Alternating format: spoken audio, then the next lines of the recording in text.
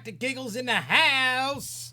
And, yeah, this is the Grove Show. And, as you can see, things are starting to look, a little dreary behind me as we're packing and all that good stuff. Yeah, after this week, we got 2 more full weeks, and then we're out of here. And off to the new house, which means new studio. Oh, it's awesome. You're going to be up there. Very cool, Lindsay.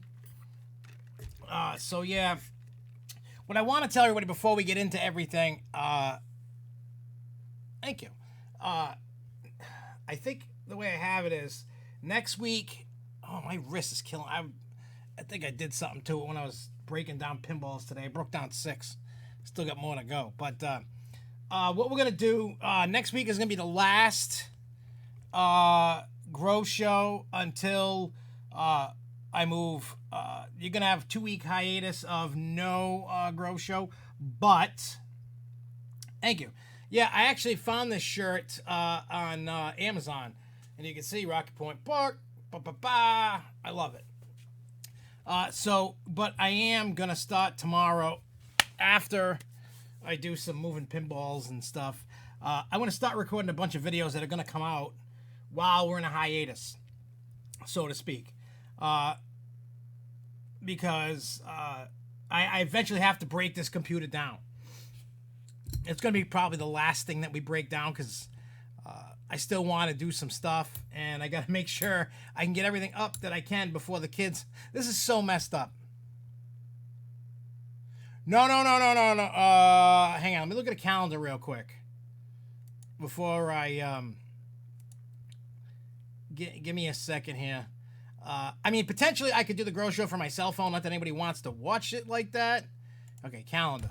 All right. So the week of the 19th. Yeah, that would be September 5th we would come back. Well, no, the week of the 26th. I'm wrong. There's 1 week left of September, and then of October. August. See, my brain is just all over the place. So, realistically, I could do it from my cell phone, but it's just going to be a chaotic mess, and I really need to buckle down, get everything done, clean the house, make sure it's all set. And then, we're going to have, you're going to Georgia tomorrow. You're a lucky dog, Nicholas. Let me tell you, you're a lucky dog. I wish I was. So, there's going to be some other more, what I would call conversation videos. Instead of focusing on major topics, like a Grove Show, we'll focus on one topic here or another topic here. And if you guys have any ideas of any topics that you would like to see me discuss, that we could start a conversation with everybody while we're in hiatus, I'm still going to be talking in the comment section. Social media is still going to go on. It's just a Grove Show, and like Planet Coaster stuff is just going to be put on hold for a couple weeks. And I know people will hate that. It's kind of like a ritual. And I think when we come back, yeah, I think you told me whatever day you told me to post that video, I got that one posted. Whatever day, I don't know what day it was, but the time I got that. Whatever you said. Oh man, my wrist is killing me. Like you have no idea. But yeah. So I'll put the email here.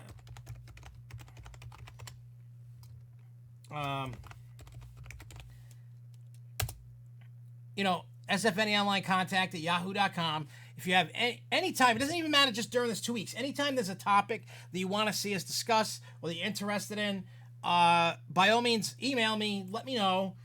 There is no topic that I would consider off limits. It doesn't matter what it is, just for future reference. If there's topics, if you want to contribute videos, etc. Because Lindsay here had a video he wanted for us to upload, and I shared with him a folder I made on my what do you call that, OneDrive, and I could do the same thing with other people. You can just upload it to that. I share the folder with you if that's something you guys want to do.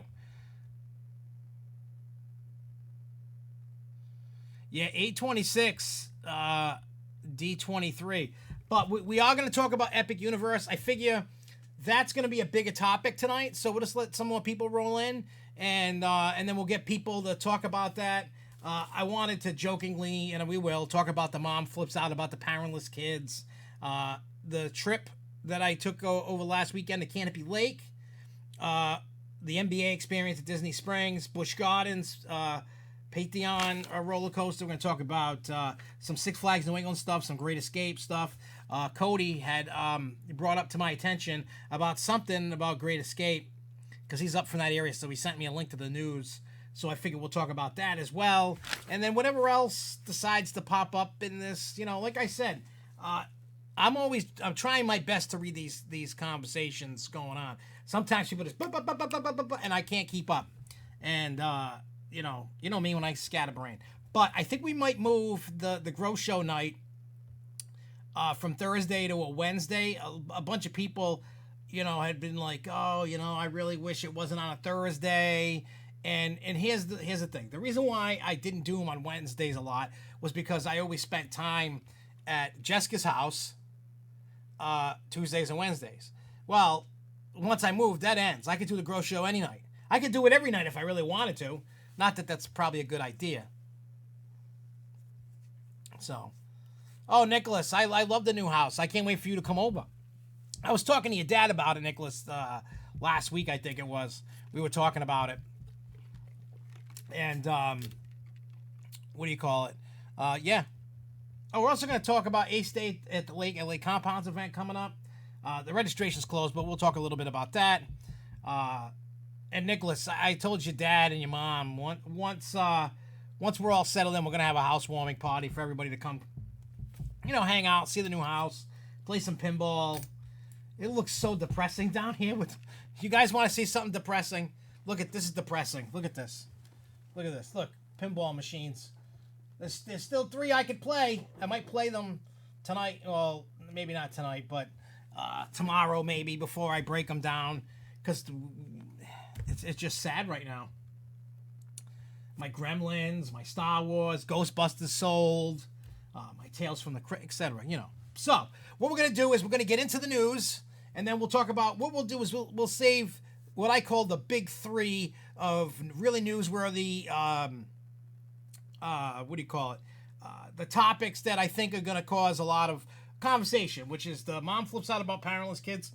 Oh, excuse me. The Busch Gardens announcement and the Universal Epic Universe.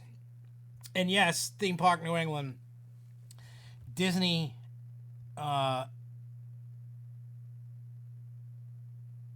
do you call it?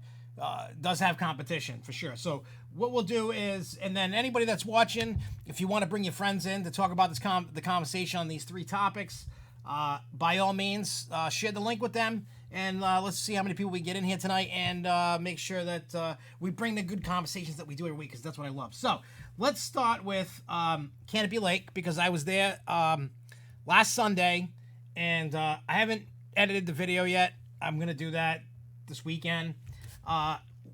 There was no sign. I mean, they've been digging up, and the fences were around where the double-decker is. Theme Park New England, Sean over there says, what do you say, August 15th or something, that it should open. I didn't see anything. I mean, that should only take a day to put up. I'm sure they're just doing things. I find it weird, right? And this isn't a knock at Canopy. Canopy is not a corporate entity like a Six Flags or a Cedar Fair or whatever. Most parks, they try to use Memorial Day as the launch. Try to is the key word. I mean, you look at Six Flags Magic Mountain, and they still haven't opened West Coast races, and rides are still opening, which is weird, but I get it. But smaller parks, just whenever they get it done, and whatever. Whenever the ride comes and whenever they build it, that's how they do it. And so, yeah.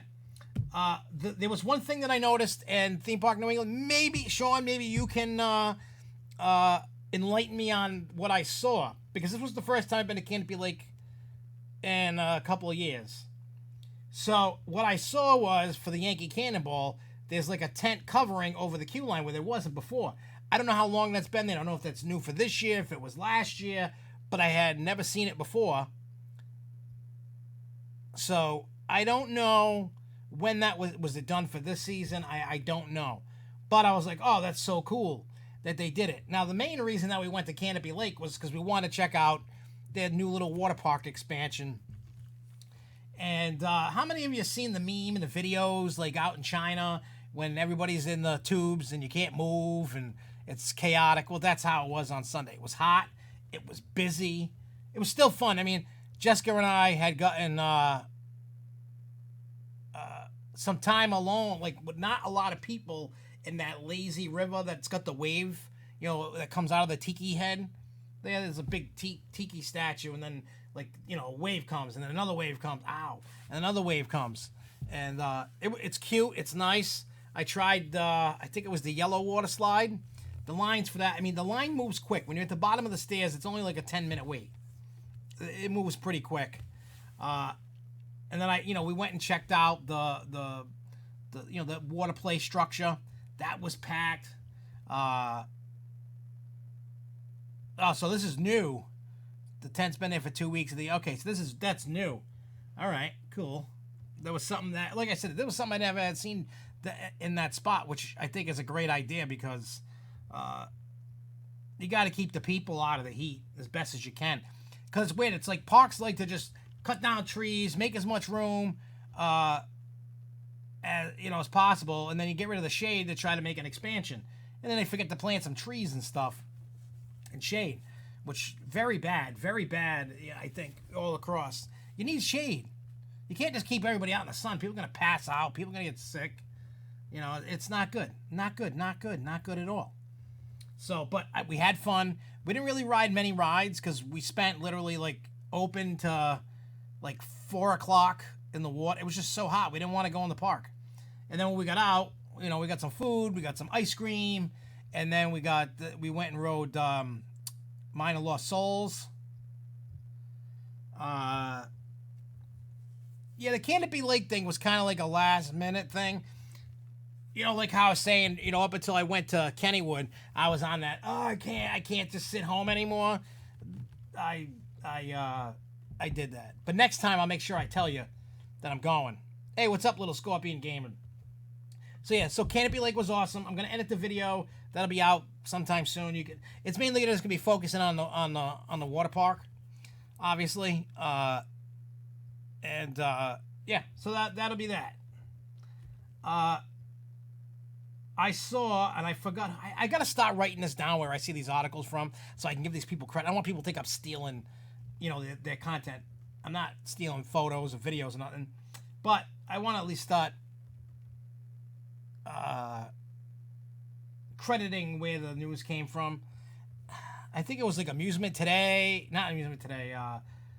That Amusement whatever down in Florida. They got to do this has to do with the NBA experience down at Disney Springs. They're going to do a preview of the NBA experience because it opens on August 12th. And that article, in the review of it that I wrote, it's not good. Based off of everything that they got to do, they got bored really quick. This is really like geared towards like the elite of fandom in the NBA and basketball. And they said that even those people probably won't want a return visit. Like once you've done it, that's kind of like it. There wasn't a lot, and there's absolutely nothing for kids to do. So it's going to be tough to get a family crowd in. And they said it was poorly put together, and they said,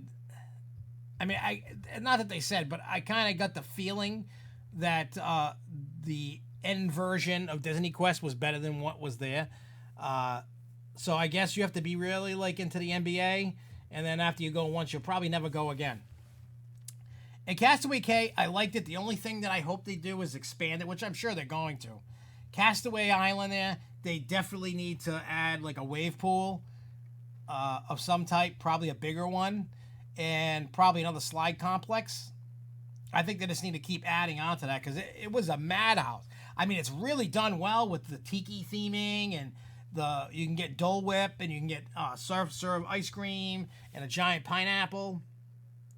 Not in a pineapple, but the food stand is a pineapple. That's the one thing about Canopy Lake I love, is that their food stands are themed to the food that they are. Instead of just being a building, you want popcorn, it looks like a box of popcorn. You want fried dough, it has the letters in dough. They have like a hot dog or French fries on top of it. That's the kind of thing that I like when you go to Canopy Lake. And that's where Roller Coaster Tycoon stole that idea, was from Canopy Lake, for those that didn't know that. So, yeah, Castaway Island, awesome. Just they need to do an expansion. Like, they really, I guess they probably realize that it's a major hit for them, and next year they should be really working on, like, expanding it. I don't know which way they can go, because I heard I'm sure you know more about this, Sean, but I guess at some point the corkscrew is going to go, and they're going to take some of that land for more water park expansion. So I don't know what's going to happen. I don't know what's going on for sure, but they definitely need to expand before they kind of add. It's kind of like Six Flags New England. When I went there, when I went for food and brew, and we'll talk about that a little later, we went to the water park till 2, 3 o'clock. That place was mobbed. It was packed. They need more capacity, and they need to make the water park bigger. End of story. All right. So, what do we got here? All right. So, the Great Escape news. Yeah. The half Sprite for cotton candy looks creepy. Yeah. That's what they did. So, Great Escape. This year they've had record attendance at Great Escape up in upstate New York. Now, for those that did not know this, based off of how much traffic is over there on Route 9, the more people that go, and the busier that the street gets and all that, they're on the hook for some improvements on that road. So what that means is, if they reached the threshold, which they don't know. They said they don't know yet if they're going to hit that this year or not. But if they do, I guess because they're not going to build an overhead walkway, to go over the street. They're going to be on the hook for a red light over there that, you hit the button and then they can cross the street. They'll be on the hook. Six Flags will be on the hook for that. So they're going to start counting cars and blah, blah, blah, blah, blah, to see. Plus, once their attendance spikes to a certain level, anything over that level, they got to put in the red light. So, but they said the growth in the attendance spike was based off of the water park. Hey, what's up, Jason in Paradise? Look, you haven't missed anything good yet. Hey, Muffins, what's up? You coming to say hi? Want to come up? Want to say hi to everybody? Want to come up? No? Just walking around back and forth? I feel bad for this cat. The cat used to have all these places to go hang out on, and I've taken them all away, huh? Hey, Muffin. What are you doing? Want to come up? No? You just want to walk around and say hi?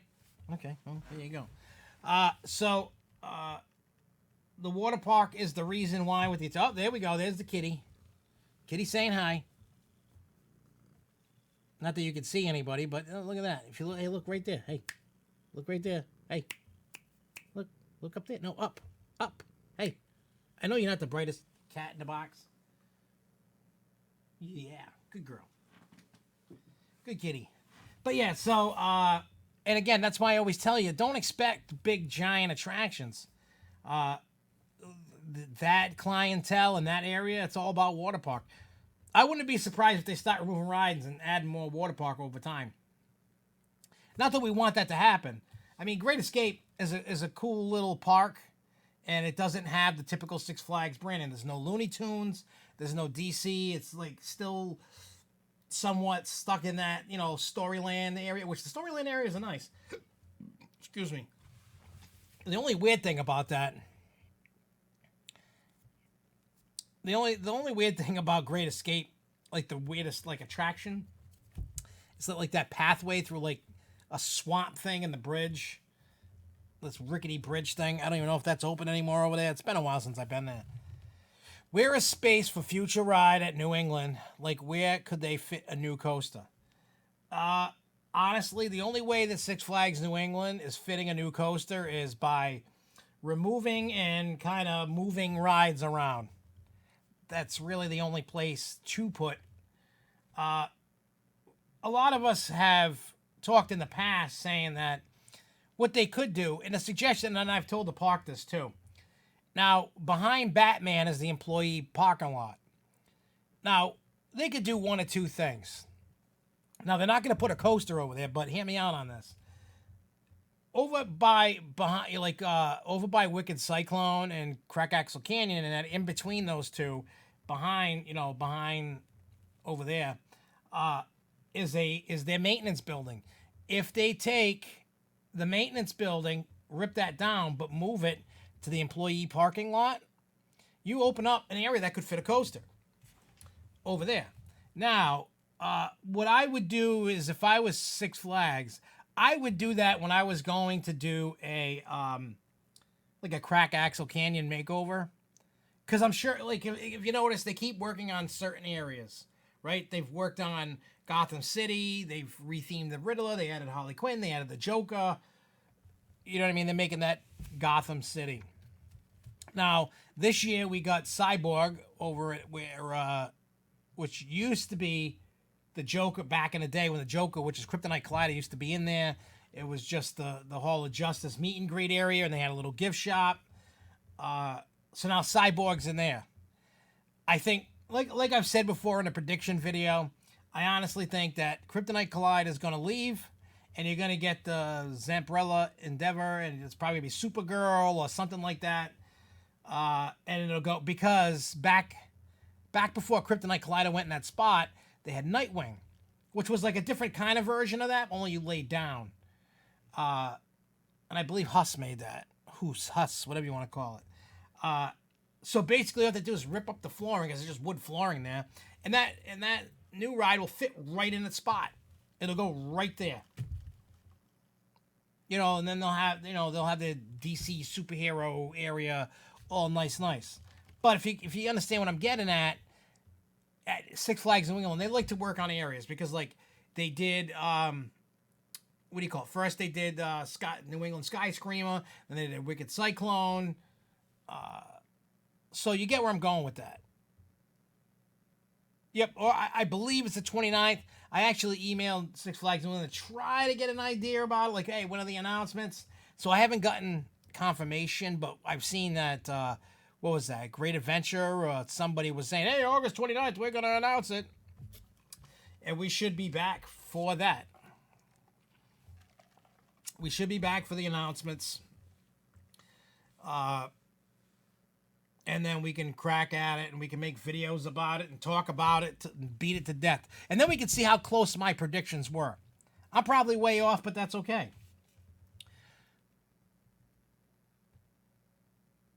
Yeah, I agree with you, Little Scorpion Game. I see Kidsopolis going bye-bye for the DC Super Friends. Like I've said to you guys before, I've said it in videos, I'm so sick and tired of comic book everything and IP. I'm just so sick of it. Like, I think, hey, what's up, Jay? I honestly think that if they could get away from doing the IPs and the superheroes and whatever's popular, why don't you shock everybody with something original? Like, case in point, look at Carowinds. With the Copperhead Striker, they themed it up, has a little theme, it's all original, it's not an IP, it's not anything popular, it's not a superhero, it's not anything. It's just something they created, and they did it very well. Like, do that stuff. All these companies are always looking for ways to save money. Well, you keep wasting money on having IPs and paying all these franchise fees and all that. Stop, just get rid of it. Hey, what's up, Larry? What's up, Larry? So yeah, I feel that if you want something to come to Six Flags New England, start looking at what's going to leave. And I really think that these are the rides I feel at some point are going to leave. I think that Flashback, Goliath, I think at some point Blizzard River is going to leave. I would look in that area. Someone told me in a comment on YouTube, and I want to check that next time I go to New England.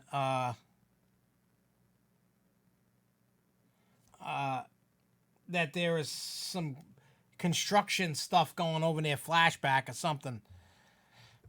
I don't remember exactly word for word what the comment said. Oh, that sucks. Hopefully everything goes well for Tina tomorrow. I know, Larry, you and Tina have been telling me that this has been in the works for a while, so hopefully everything goes good. I think everything will go good. She'll be A-okay. But yeah, so what I think those three rides right there alone are on what I call the future chopping block. Now, that doesn't necessarily mean that's what's going to happen, but I'm telling you, next year, you're going to get that water park expansion that they got approved for already, and then you're going to get a flat ride. I don't really expect too much out of the 150th anniversary, as much as us as fans are like, yes, we want this. Don't hold your breath for anything cool. They may not even recognize it. They might. I don't know. I don't know what they have planned. I don't know what they got going on. But don't hold your breath. Us as fans know what it is. Us as fans know what we want. And most likely we're not going to get. Unfortunately. Which is stupid, but it is what it is. I've noticed that Six Flags is a corporate company. They pick and choose what they like to celebrate. You know what I mean? They'll pick maybe a Costa milestone, something that's popular, maybe not so just to kind of revive it a little bit. I mean, if I was the park president, if I was Pete Carmichael, I would try as best in my budget to throw out all the stops. You know what I'm saying? That would be cool if they would put Thunderbolt backwards for the 150th anniversary. It did used to run backwards back in the day.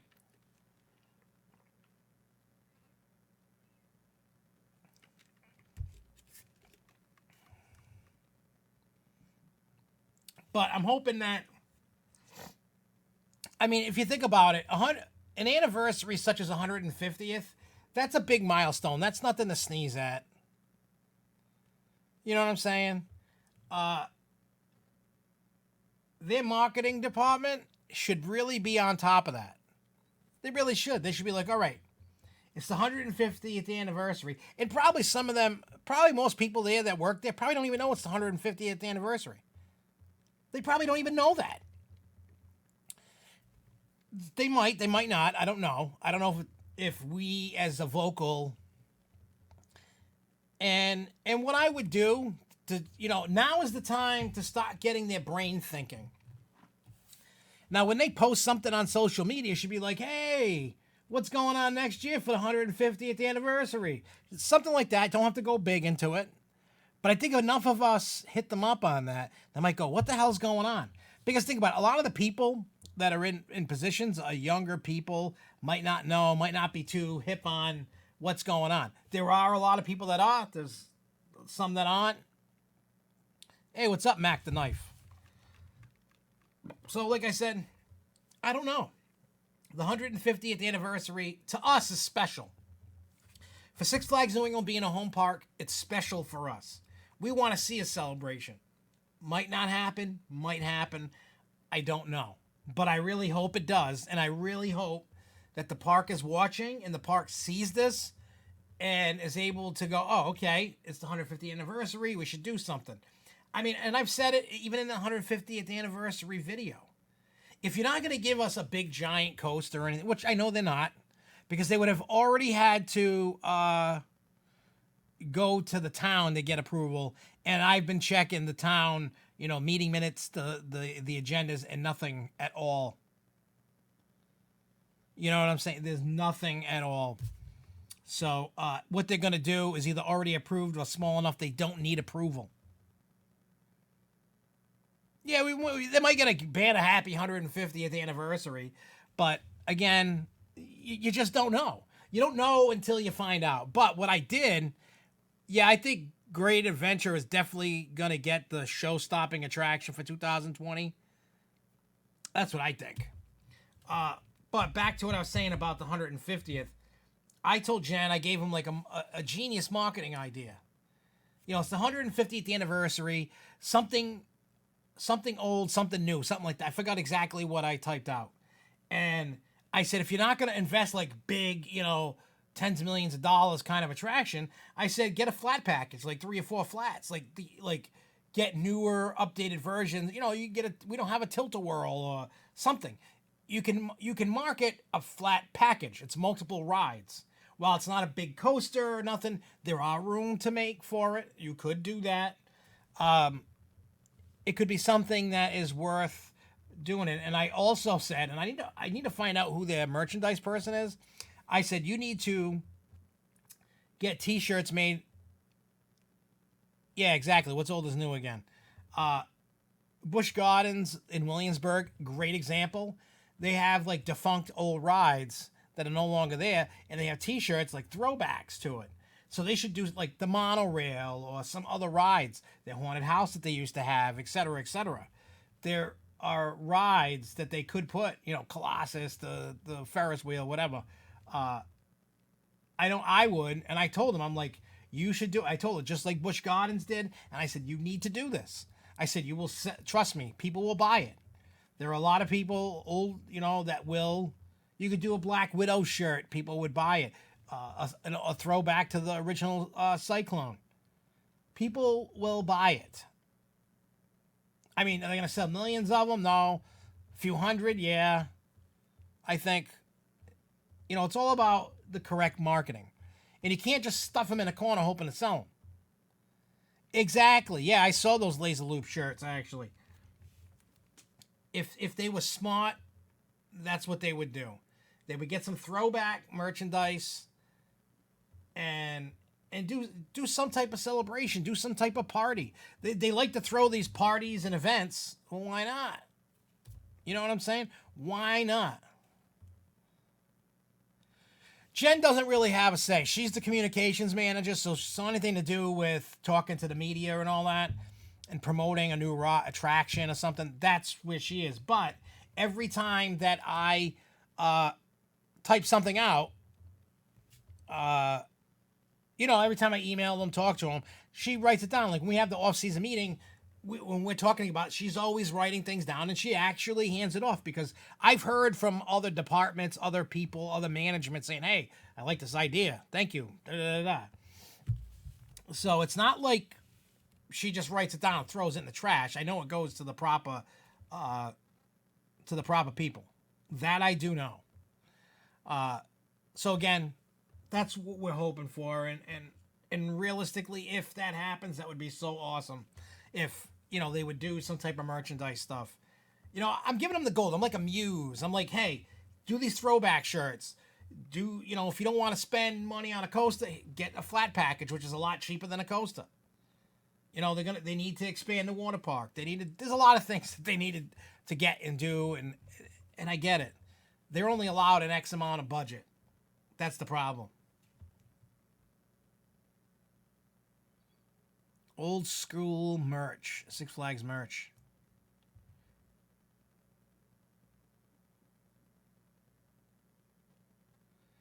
The first few years of Six Flags New England, they used to have an old Riverside store in Michigan. They used to sell old ride t-shirts and other stuff. That was the year 2000. I don't remember that. I don't remember that, but that don't mean anything. Because I used to go to the park back then, but that, to me, that's like forever ago. That's what, 19 years ago? Damn. Time's flown, huh? Where is the time gone, people? Pretty soon we're going to be in the dust and people are going to just be forgetting us or talking about us. Or something, I don't know.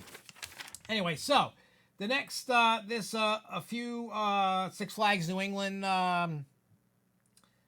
tidbits, and then we'll talk about Food and Brew, and then we'll get into the good, juicy topics. So, Top Pop is that new show that they started this year. It's basically the more popular songs. If you haven't seen it and you're on the fence about seeing it, you better go see it soon because the last day of shows is August 18th, and then it goes away. Probably they're going to start getting ready for Graveyard Groove and whatever. So that'll be gone. Also, for Fridays in August, $15 or $14.99. Let's bring a friend for $15 for Fridays in August. And I got to tell you something about this $14.99 crap. I learned something, especially when I was selling my house. When I put my house in the market, I was like, oh, put it for $150,000. I mean, $250,000. They're like, no. $249.9. They're like, even though it's a penny less, it's more attractive in price.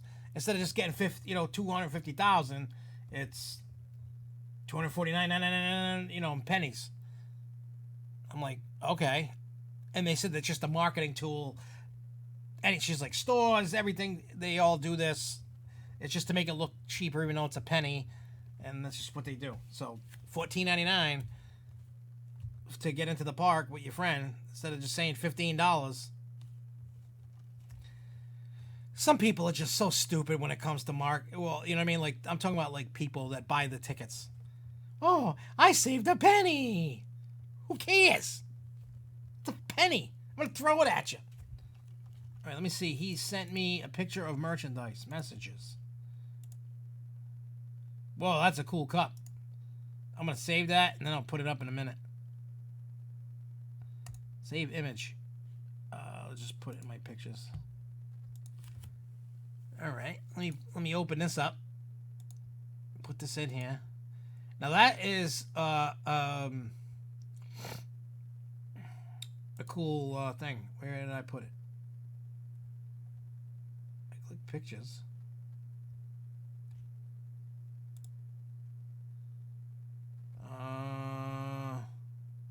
Well.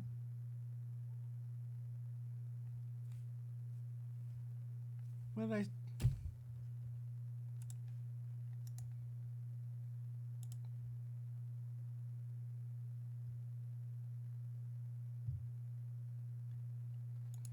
Oh, that's why.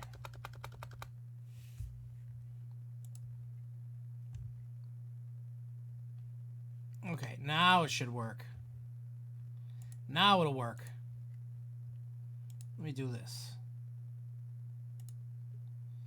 All right, so this is a cup that Jason had. That's like old. I don't know, how old is that? I can't tell.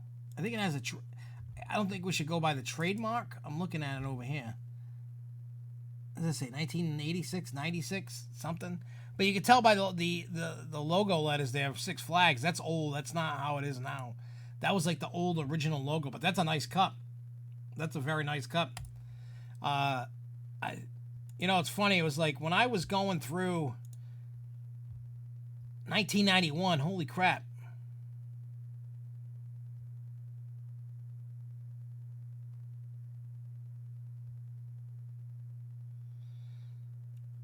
But yeah, so like I said, like when I was going through stuff as I was packing, like I was a madman yesterday. I think my house is probably about 90% packed, but I found a lot of cool, like older stuff. I mean, a lot of people saw when we used to, what I used to call Studio A. This is Studio B. Now we're gonna move into Studio C. That's what I call it. In the backdrop of the Grove Show, used to be a lot of stuff. The Golden Ticket Award banner for Superman to Ride at New England. I forgot, 2006 or something. Also, I found the banner that they only made 2 of from when Cyclone was retiring to become Wicked Cyclone. They gave me that. I remember when they called me in the park, I was crapping my pants. You know, the old and tired story. And it's one that I didn't record. You know, like I was doing the story times with the Bizarro Media Day and the Bert the Conqueror filming. It was one that I didn't want to... I still might. I'm just waiting a little bit. You know, I want a little bit more time to pass before I bring that total story up. But I had gotten involved in knowing before I was supposed to. People knew that. They called me to the park, and I thought, like, I was going to get banned or whatever, and I was really, like, crapping my pants. And I remember bumping it. She doesn't work at the park anymore, but she was the lady who was, like, in charge of, like, booking events and stuff, Melanie Smith. I seen her, and she's like, "Oh, what are you doing here?" I'm like, "Loss Prevention called me here, and I think I'm getting banned or something." She's like, "Nah, don't worry about it. If you're gonna get banned, you would have got a phone call or a letter in the mail. You're all good." And plus, nobody's talked about anybody banning you. What's up, kitty? And when I met with the guy from Loss Prevention, he's like, "Nah, I just wanted to give you this." I was like, "Oh." I was like, "Dude, you'll give me a heart attack." He's like, "Nah, don't worry about it, man." And I'm like, I was sweating the hell out of that time. I just wanted to crawl in a hole and die during that time period. It was crazy. You know, I knew well in advance. Yeah, that would be, what, 2025. Yeah, maybe the 10th anniversary, I'll come out with a video for that. Yeah, that would be a good idea. Talk about that. 10 years had passed. And we could talk about, yeah, you know what? That's a good idea. I'll probably forget in 10 years, but maybe I should record it now and schedule it on YouTube for a date in 2025. I wonder if you can plan videos that far out in advance on YouTube. That would be funny. I'm going to try that. I'm going to record that and try to record it for, well, not 10 years. We're looking at 6. But still, I wonder if I can do that. Like, I want this to come out at that time. That would be so cool. I could make a lot of videos and just have things just going at that time.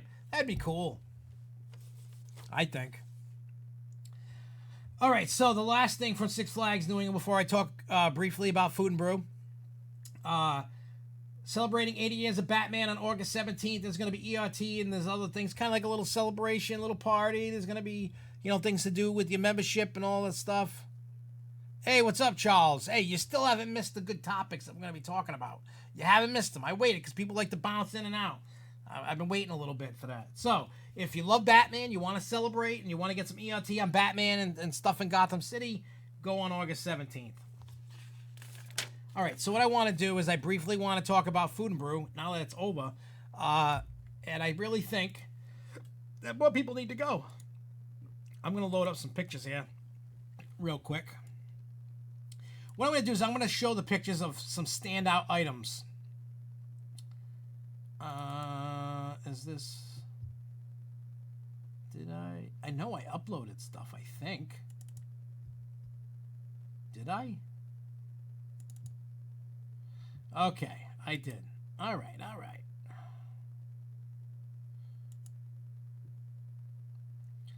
All right, so let me get these in there.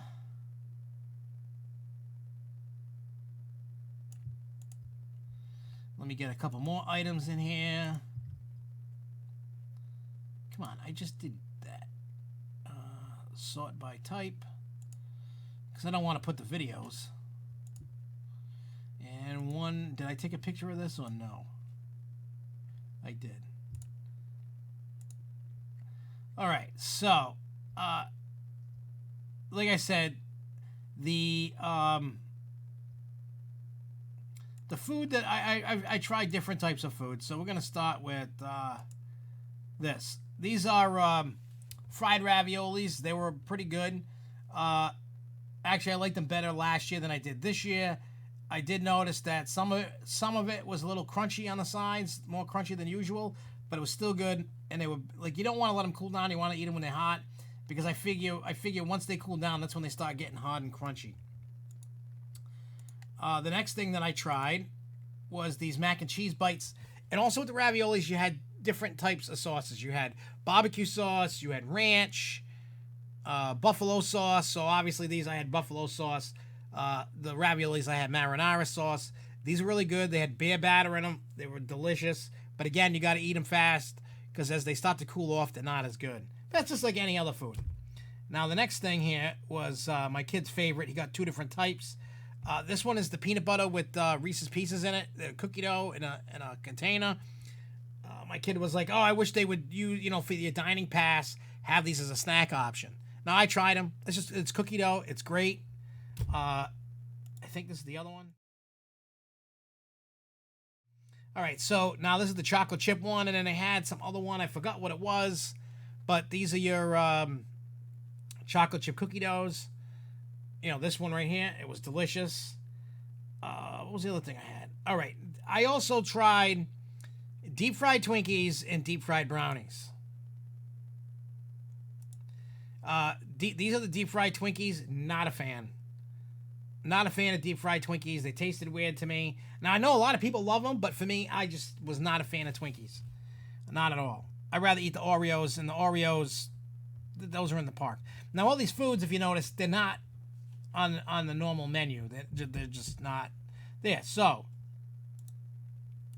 with this is the deep fried brownie. It was delicious.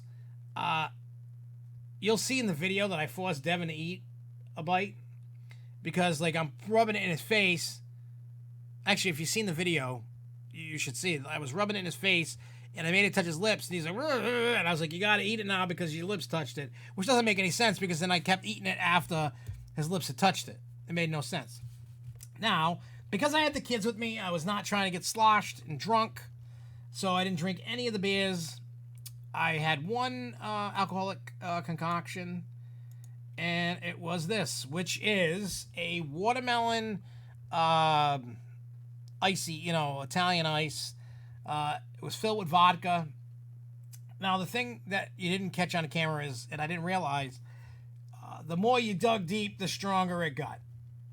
Now, they had blue raspberry, they had cherry, and I think lemonade or something. I forgot what flavors they had. Watermelon was not advertised, but the guy was like, oh, we also have watermelon. So I was like, oh, I want to try that. So that's what I did. I tried it. And it was actually good. It was strong. They put quite a bit of vodka in it. I didn't finish the whole thing because I'm like, I have to drive home. It was good to taste. I probably ate half of it. I didn't catch a buzz on it. But you could taste the vodka and you could taste the watermelon. And it was good. They had the bear ice cream again. They had the spike, what they call spike lemonade. They have all those different beers. If you're into that kind of like food and with the Brew Festival thing, I paid $35 for 20 tickets, and I was able to use them all with the kids. The kids had the Jeremy wanted nothing. He just was not having it. But Devin wanted his cookie dough. We got cookie dough. I had the ravioli, the other stuff, and so basically everything that I showed you, I got for $35, which they're good sized portions. They're not tiny. It's definitely filling. I think for $35 for getting out of all those pictures.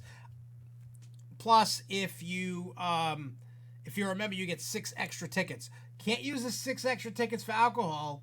You can use them towards food, but yeah. So I had 26 tickets for $35, and it was good. Like it was good.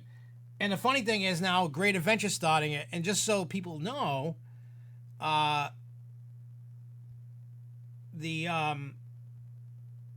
people that started Food and Brew at Six Flags New England, one of them was Kyle Kroger. For those that don't know, Kyle Kroger has moved to Great Adventure and is like a marketing manager or something. I haven't talked to him in a while.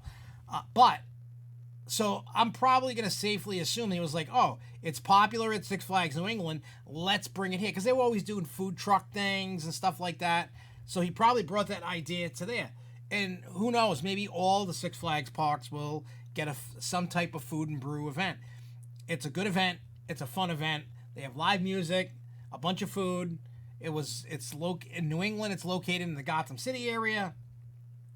And I think it's worth the money. You know what I mean?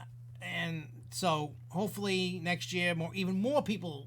I mean, there were people buying tickets left and right. I saw it. The park was packed that day. It was ridiculous. That was the first time I seen the park that packed all season. I haven't gone as much as I usually do, but it was crazy. What was that, a Friday I went? I went on a Friday. I've never seen a Friday I've seen Fridays where it's busy, but this was ridiculous. This was like a Saturday holiday kind of thing. And I heard AJ went on Saturday, And AJ was like, this place is ridiculous. I mean, I was in the water park. The water pack was packed. I wouldn't have been surprised if it was at capacity at some point. The park was packed. The lines were packed. Even Fireball had a line. Fireball had a line. So it just tells you how busy it was. It was a great weekend for the park anyway. Great weather. Busy. Food and brew. It was just crazy. Yeah, local acts are great to get into the park. We need to... yeah, we have July 4th Fest here too as well. I always preach this because a lot of you young teens, kids, whatever, missed out on what I would call the amusement park heyday of entertainment. The entertainment today, unless you're going to Disney, Universal, SeaWorld, places like that, Busch Gardens, for the most part, is crap compared to what it used to be in the 80s and the 90s. 80s and 90s, even before it was Six Flags New England, when it was still Riverside, you in Rocky Point and everything, all Whalum Park, Lincoln Park, all these parks all over New England I've gone to, it was crazy. There was always crazy concerts all the time. All the entertainment was through the roof. Now none of the parks don't want to spend the money on it. They're cutting costs for whatever reasons, and it's like, well, this sucks. Like, a lot of people paid to get in the park just to go watch the concerts and wouldn't even ride a ride, so they were making money. People were playing games. People were buying food. People were seeing the concerts. It became that the only thing that the parks nowadays care about is how much money they can milk you for, and not the overall experience. I don't care what any park says. It's money first, customer second. They fluff you up to go, look what we have here. Look at this. This is for you guys. If you notice the amount of money you're spending, now I get it. These thrill monster machines cost a lot of money. They're not cheap. You know what I'm saying? It's not cheap. The rides are expensive. Things are expensive. I get that. Budgets all across the board, no matter which part. Disney, Universal, everybody's cutting costs. Everybody's cutting costs across the board. And I understand that. But they're still hiking the prices even though they're cutting the costs. They're still making money. They're not losing money. You know what I'm saying? And now in today's world, they're cutting costs, cutting budgets. You're getting a lot less for your money. Now I get it. They got, when they're charging you whatever money to get in, like Disney or Universal or even the Six Flags, the amount of money you're paying for a membership or a ticket or whatever is to go pay for these crazy monstrosity rides or the cheap ride, whatever you're getting in your local park, whatever park you're going to. I get it. But there has to be a give and take, and you got to have a better experience for the park goer. You know what I'm saying? Like, I look at, like, if I had the money to open, if I opened up any kind of park, whether it was a water park, a theme park, and a little park, I would make sure that, I have to make money. I get it. I don't expect them to give you everything for free. I don't expect that. I'm not sounding like an entitled brat here. I'm just saying, for the amount of money that we all spend between dining passes, memberships, park tickets, etc. And I know that they're putting on these events, different events at all these parks, whatever it is. They're doing all these things.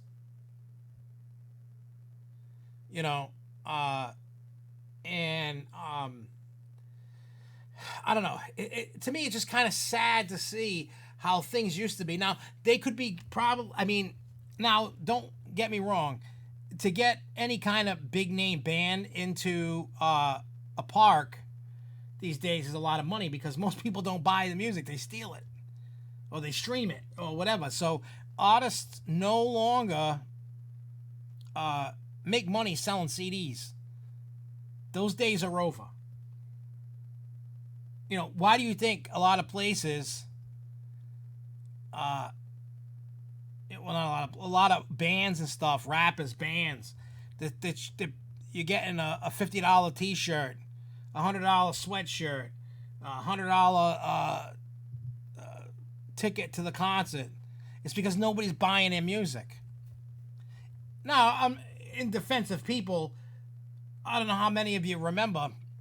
There used to be a time when you could buy an album, a record, a cassette tape, a CD, whatever. The album from front to back, you could just sit back and listen to. I don't know how many of you had that experience, but in today's world, it's all about the single. That's it.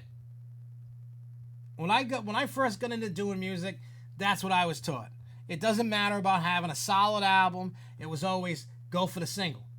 I always try to make the solid album, not just go for the single, and I never had a hit single, which that's okay. But I would always, when I did it, I didn't want to put filler. In my mind, I thought what was good, like when I would listen to whatever I recorded, I made sure that, if I liked it, maybe my audience would like it. It's kind of like when I make the video. If I make a video, if I like the video, I would think that you guys would like it.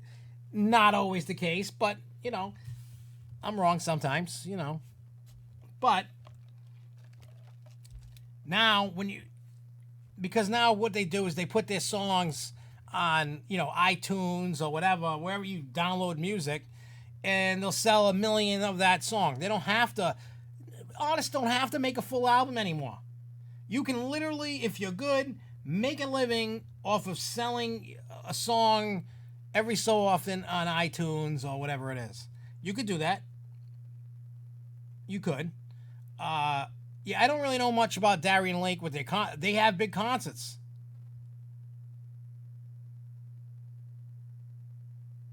Yeah, I hear you with more rappers and it depends who they bring in though. When I see like concerts rolling into town, there's so many, like it doesn't matter if it's R&B, rap, rock. I don't really listen to the radio. My head is so far up my butt that I stay to the underground world. I don't care what's on the radio because I can't stand the mumble rap guys. Like I just heard some of the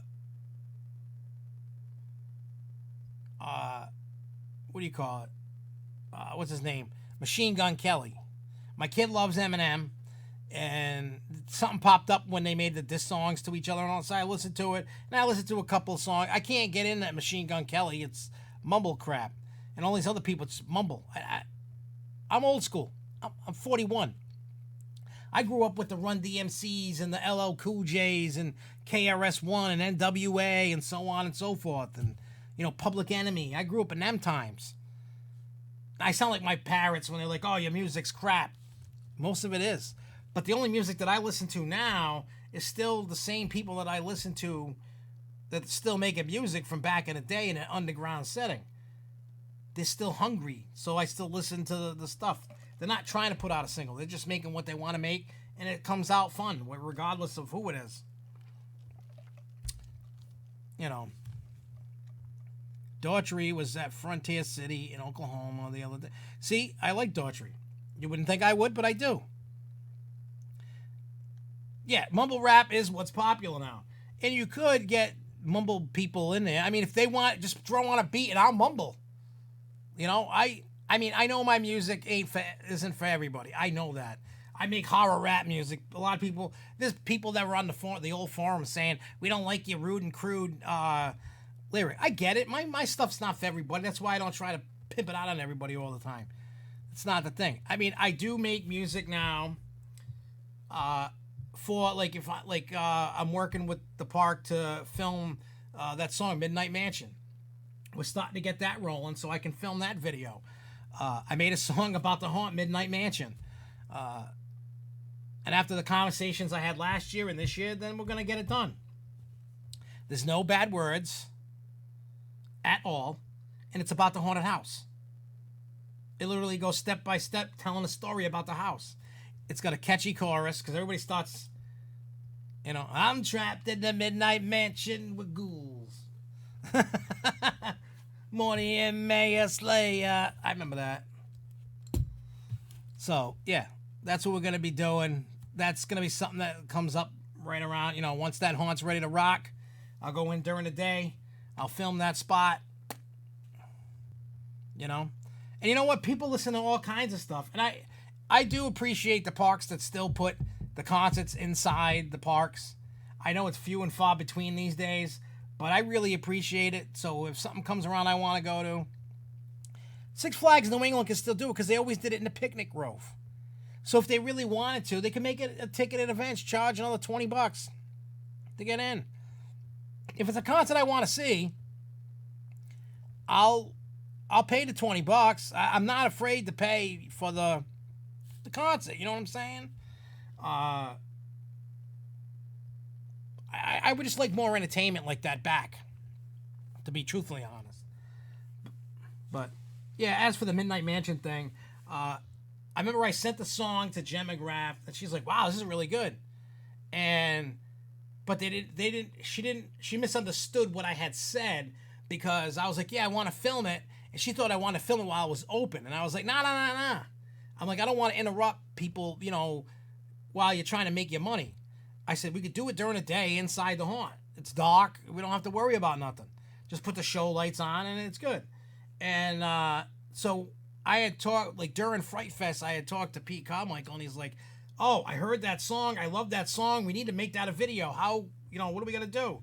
And then I told him, he's like, "Oh, okay." And then when I had the off-season meeting with Jen, and then we talked, I'm like, "All right, cool." Because she was afraid, and I totally get it. You would literally, if I was filming, you would literally have to have everybody going through sign a waiver saying you can get filmed. That's a pain in the ass. So I was like, no, we don't have to do any of that. I was like, I can get a few people to come in, dress up, pop out during a video, chasing people, whatever. We don't have to touch anything, and just make the video inside the haunt. She was like, all right, that's cool. They liked the idea. So we're going to film it. I still got like another month or so to prep. I'm writing out the outline, not a script, because it's not going to be scripted. It's just the outline of how the song's going to go for Midnight Mansion. So just listen to the song, and then I just pick out the scenes where I want to show me and show people and show monsters, and then just film that. That's it. And then I'll come back, edit it, and release it. Yeah, so that way they don't have to worry about people. I can do it when the park opens. I can go in at noon, be done by 2, 3 o'clock.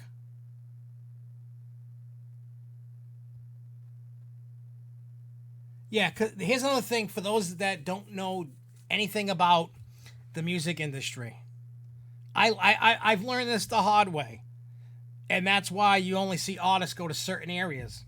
Like if you look at, say, Eminem or Katy Perry or anybody big, Lady Gaga, their tours last, 30 cities? Something like that. They only pick... See, there's 2 tiers of cities when it comes to tours. So what that means is they have A and B. Now, A, even Providence, Rhode Island is not considered a major market. Even though that's the capital of Rhode Island, that's considered a B area. Boston, New York City, LA, Denver, and Dallas, and Orlando, and a bunch of other cities. So when you see all these major big cities, that's where they command the most money. Anything else, those artists will not get the money that they ask. So if they can't get, they don't want to do it. Now, there's a lot of groups. Oh, we're going to get into that, Thrills New England. As soon as I'm done ranting about this, that's the next topic. Totally agree, Jason. Six Flags just needs to a throwback year with the 80s merchandise, ride logos, commercials, and old characters. I totally agree. But anyway, to finish this off, I found that out when I was doing like shows and trying to book even small areas. And they were like, well, if you were in this area, you get this much. In this area, you don't. I talked to tour managers, promoters all over the country. And they were like, yeah, You get this much money here, and you get that much money there. So it is what it is, and that's why you. And I think a lot of people don't. I wouldn't say don't necessarily care about the concerts, because a lot of the parks that do the concerts are usually full. It's who you bring in, how much you want to spend, and if the park's going to get that money. You know what I'm saying? So, who knows? Who knows? So anyway, so let's get into Disney. The mom rants about childless millennial couples in Disney. Now, I'm sure everybody has seen this, unless you live under a rock. No, that's the next topic after that. Well, actually, the next topic is Busch Gardens and then Universal. I feel Busch Gardens and Epic Universal are pretty big announcements. So once I finish the rant about Disney, then we're going to get into all this other stuff. So this mom gets pissed off while she's at Disney trying to get a pretzel for a 3-year-old. That's issue number one. You don't bring a 3-year-old to Disney. Now, I brought Jeremy when he was 4. He's going to be turning 15 this year. He still vaguely remembers that trip. There's a few things he still talks about to this day that he loved about that trip. That first trip I took him to when he was 4. I didn't think he was going to remember nothing. But anyway, so there's a millennial couple ahead. They get their pretzel. The line's long, and she's like, "Oh, we got to leave the line," and the kid's crying about not getting a pretzel. The lady goes and just like, "Nope, we shouldn't have. If you don't have a kid, you shouldn't be here, and all moms should skip the line." I'm like, I would love to skip the line. I'm not a mom, and you know what? I will go to Disney, and I have, without kids. It is awesome without kids. So much so, I want to punt the little kids that are there crying like little babies when I'm there without the kids. I don't want to hear your kid crying. If my kid's crying, I'll slap. If my own kid was crying, I'd slap my kid in the head and tell him to shut the hell up. You're supposed to be at the happiest place on earth, and you're over here crying.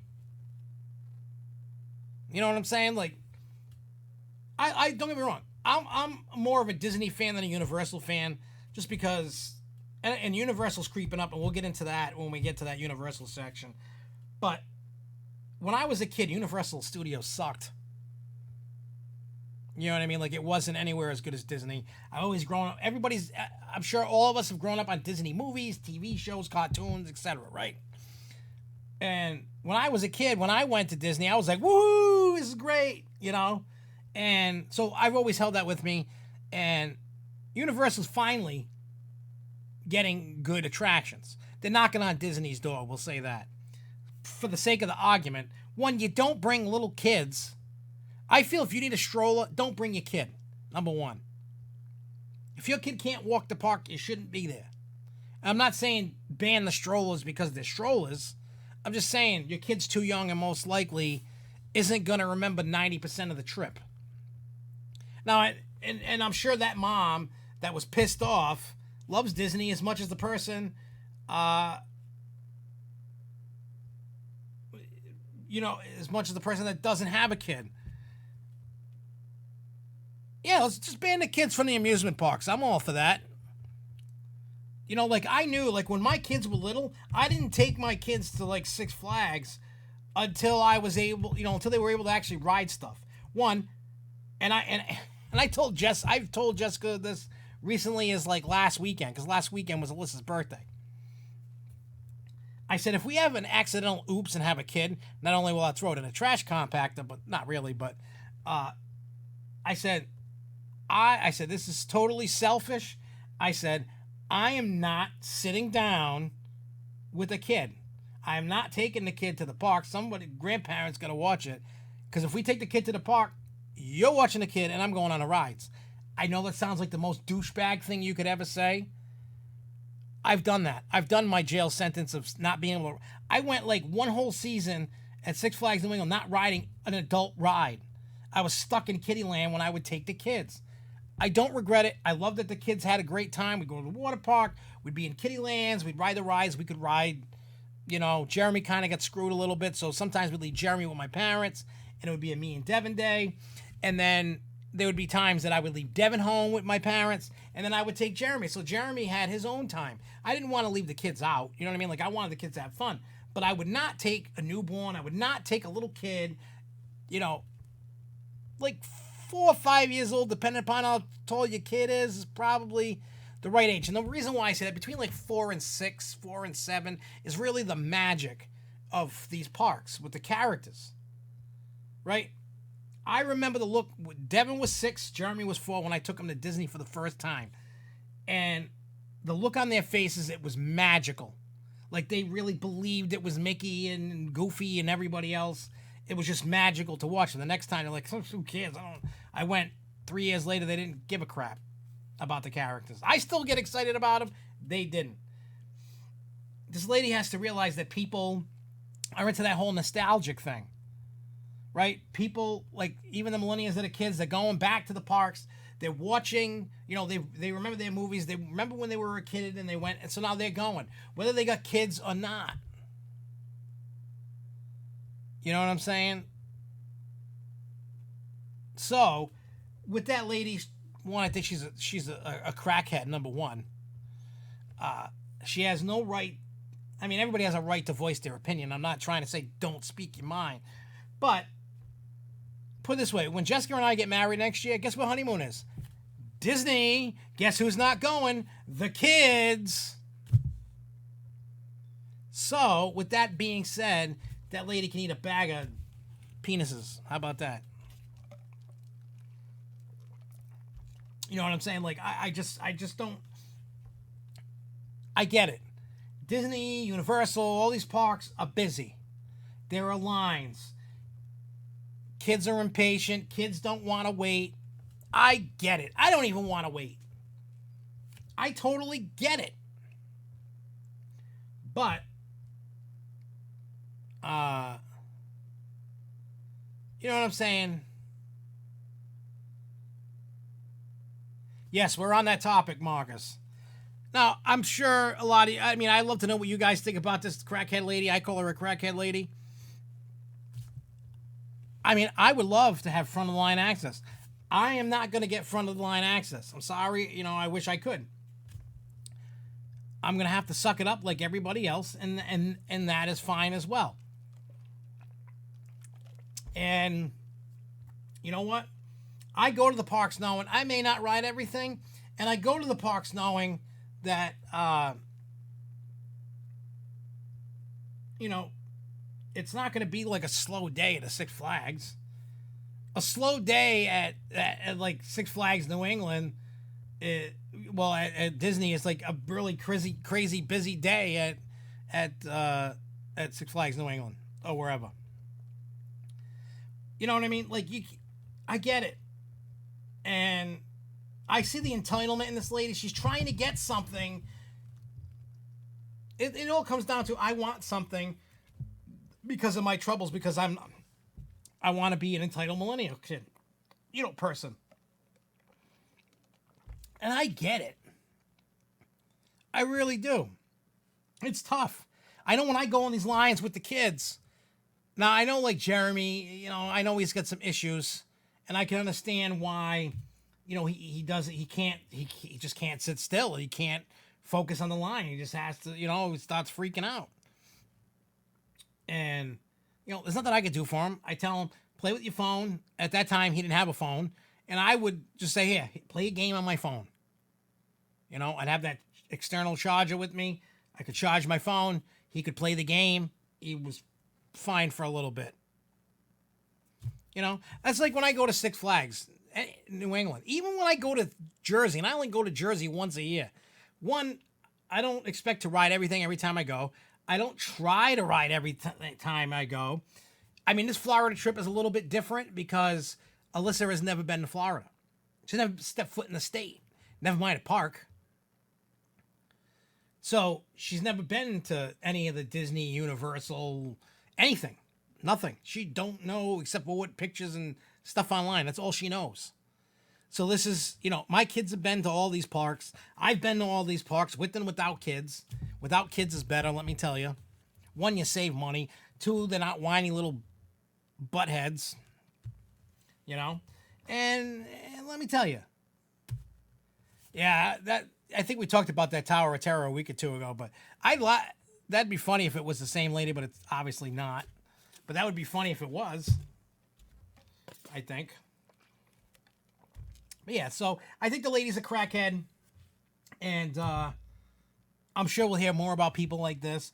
And maybe that mom will strike again and start ranting and raving again, and then we'll have something else to laugh at, because clearly this lady is clueless to how life works. If you want things in life, you got to work for it. You're not supposed to be just handed things. Put in the work, you get what you want. This is how life works. All right, so let's move on from all the drama and all that stuff, because I guess we're all in agreement that the lady's an idiot. So let's talk about Busch Gardens and Pantheon. It's got all the different gods. It's going to be, it's got a top height of 180 feet tall, 95-degree drop, 72 miles an hour. It's going to be located in the Italy section. It's got backwards launch track as well. I can't wait to... exactly, I like rule number 1, don't be a dick. They didn't show too much of the ride. They have the... what is this? Hang on. Oops. Where's if I know how to spell? My wrist. I can't spell today. Busch Gardens. So hang on. Where is it? Busch Gardens, Williamsburg. Where is it? All right.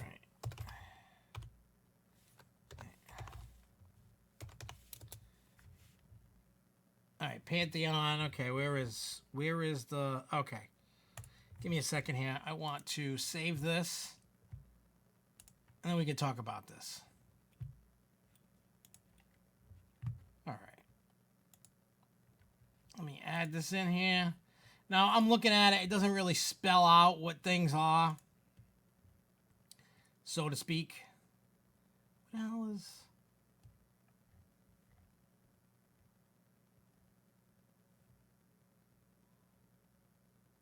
Oh, wait. Wrong folder. Yeah, I'm a shamalama ding dong. All right, let me do this. Do this. We're just gonna do this. All right, so these are the things you can see, and they explain like the different areas for the different gods and the different things it's gonna do. Now, I know you can see the top hat and his launches, and it's gonna do different things, and it looks like if you look to the left, the green looks like there's a little like a corkscrew kind of thingy over there. You can see it pink-ish, the Neptune. That's going to stop, roll back, do its thing. So it looks like it's going to be a fun ride, I think. Similar to what, the other rides that we've seen. I don't know what you guys think about it. Are you guys excited about this? Do you guys even care?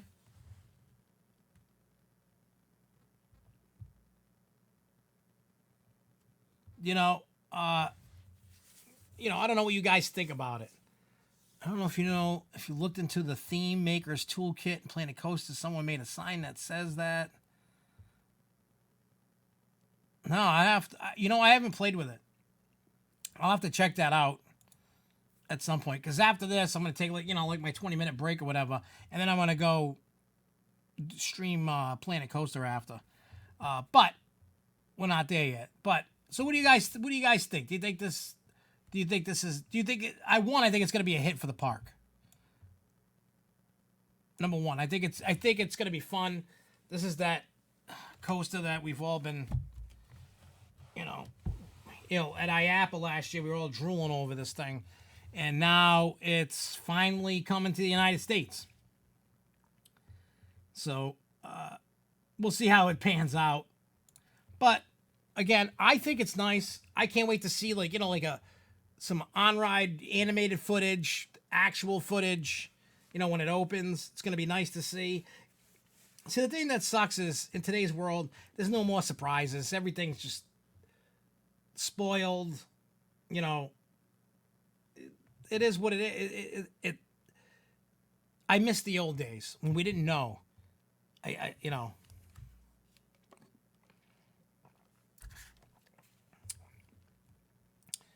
Yeah, I mean, it isn't. It's an interesting thing with many gods instead of one god. I don't know. We'll see. We'll see how it pans out. Once we can actually see more than what is in that diagram. I think it's cool, but it's not like it's the most. Well, it's not the most amazing thing, but the thing that I like about it, I believe this is an Intamin ride, right?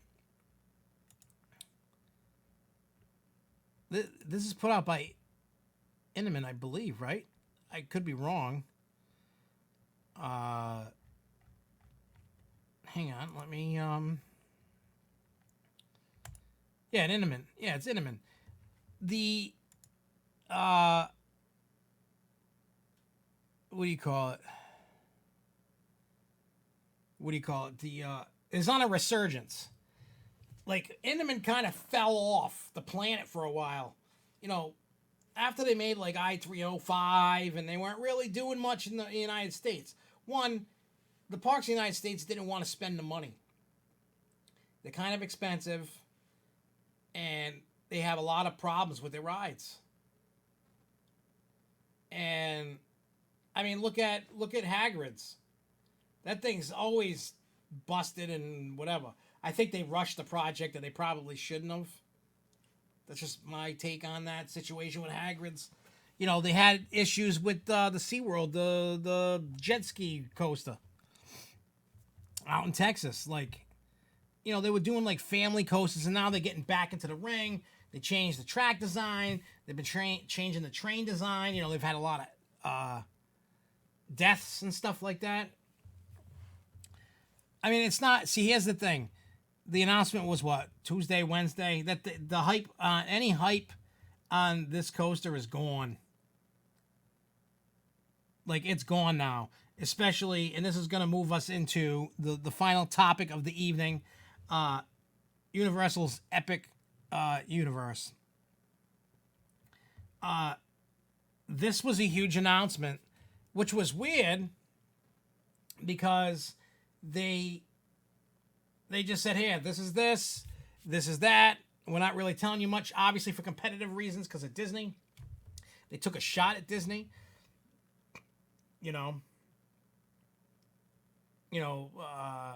Infinity Falls. A lot of their attractions, they have issues.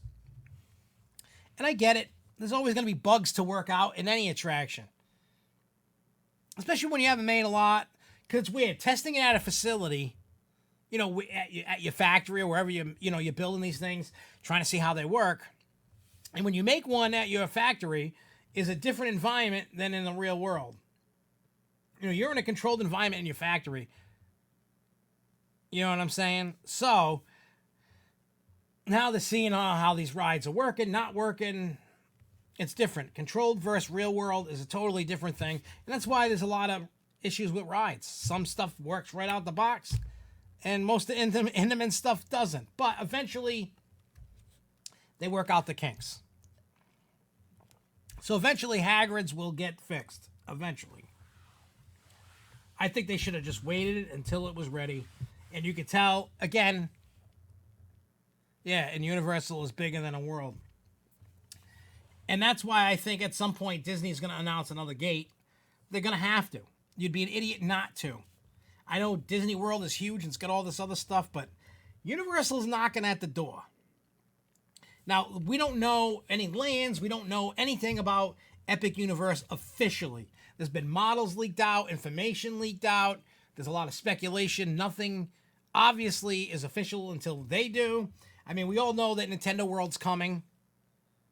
I've heard about Nintendo World. We all have. Universal said, 2-3 years ago, Nintendo World is coming.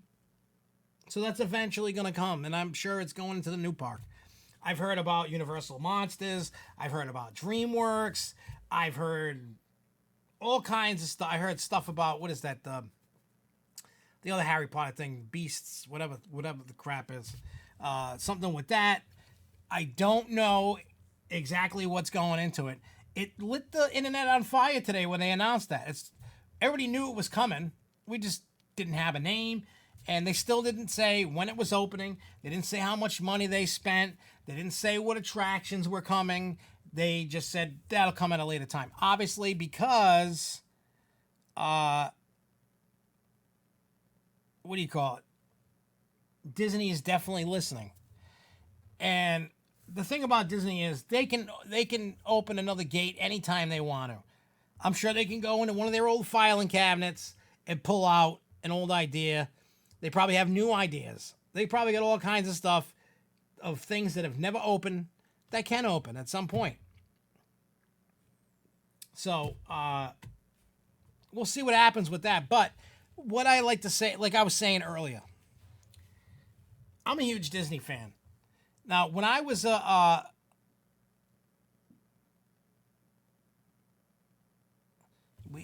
we as coaster and theme park fans become so jaded point we can't get happy about a new theme park at a theme park capital of the world.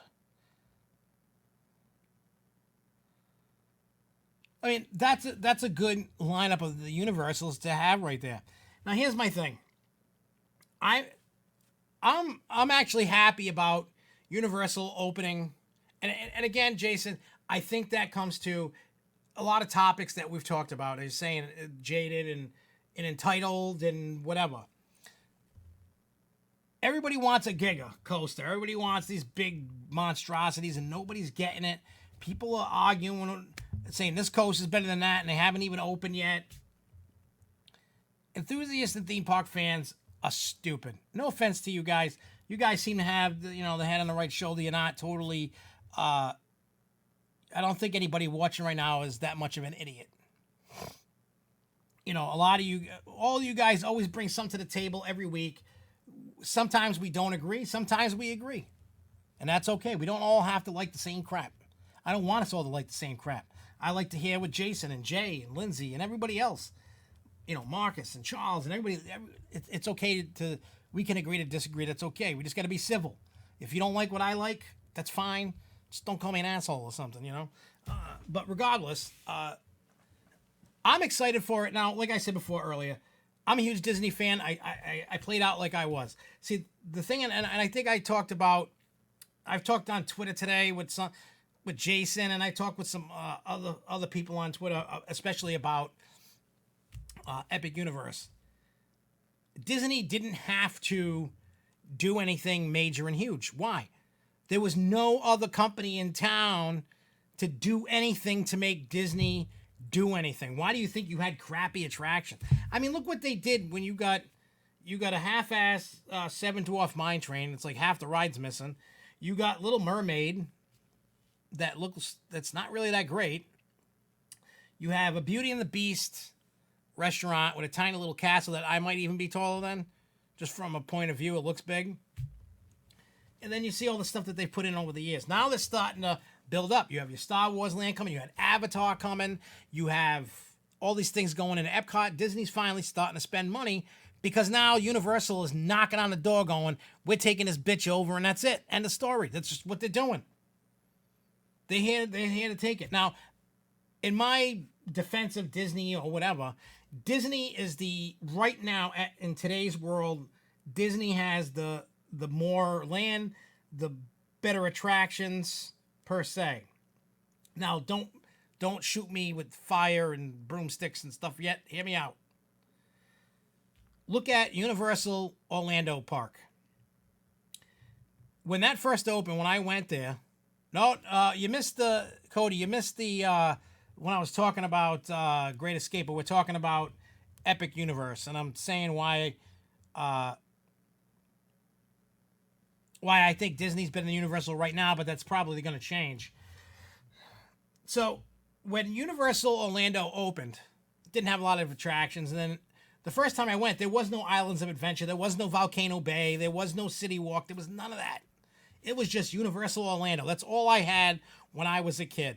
You had Jaws, which was cool. You had Back to the Future, which was cool. You had Confrontation, Twister, all these things, right? And then now the only thing that's really left from the original Universal Orlando is E.T. You got Men in Black. I love Men in Black. Simpsons, that needs to go. That's so dated and stupid now. Like, I liked it the first couple of times I wrote it. I've written it so many times. They could gut that out and do something better with that. You know, Jimmy Fallon sucks. Gringotts Bank sucks. Fast and the Furious sucks. Hollywood Rip Ride Rocket's okay. Mummy is awesome. I know, don't kill me yet. We're still going. So now they have Islands of Adventure. So you got the Hulk. The Transformers is good too. I still kind of like Shrek, and I like the Minions. But when that ride opened, before it was Minions, I've written it as all three things: Jimmy Neutron and Hanna-Barbera in the 90s. So I've been in all three different versions of that ride. Yeah, there was no skip the lines back then. I remember that Back to the Future thing. It was cool. All they did was just retheme the car and it's made a new Simpsons episode for 5 minutes. I think it's time to make a dock ride or indoor roll, something. They need to do something with that. It's time to retire that attraction. Period. So now you got Islands of Adventure. Now Islands of Adventure steps it up a bit, right? Now you got Marble Island, which looks like a Six Flags area, right? But you got Hulk, you got Spider-Man, awesome rides, right? You got Jurassic Park, the water ride. I love that ride. I do miss Dueling Dragons. I have not ridden Hagrid, so I don't have an opinion on that either way. I'm not going to say it's crap. I'm not going to say it's awesome until I actually ride it. A lot of people love it when it's open and working. They love it. Even the hype on that has died down. You know, like nobody's really talking about Hagrid's anymore. Especially not with Epic Universe. Honestly, my favorite version out of the three was Hanna-Barbera, hands down. Hanna-Barbera was my favorite. Again, I grew up with the Hanna-Barbera cartoons. You know what I'm saying? I've watched the Minions and Despicable Me with my kids, and I think they're funny movies. But I think out of the three that still had the charm and the heart that actually like told a good story was Hanna-Barbera. It was just a neat little quirky, stupid story, and I loved it.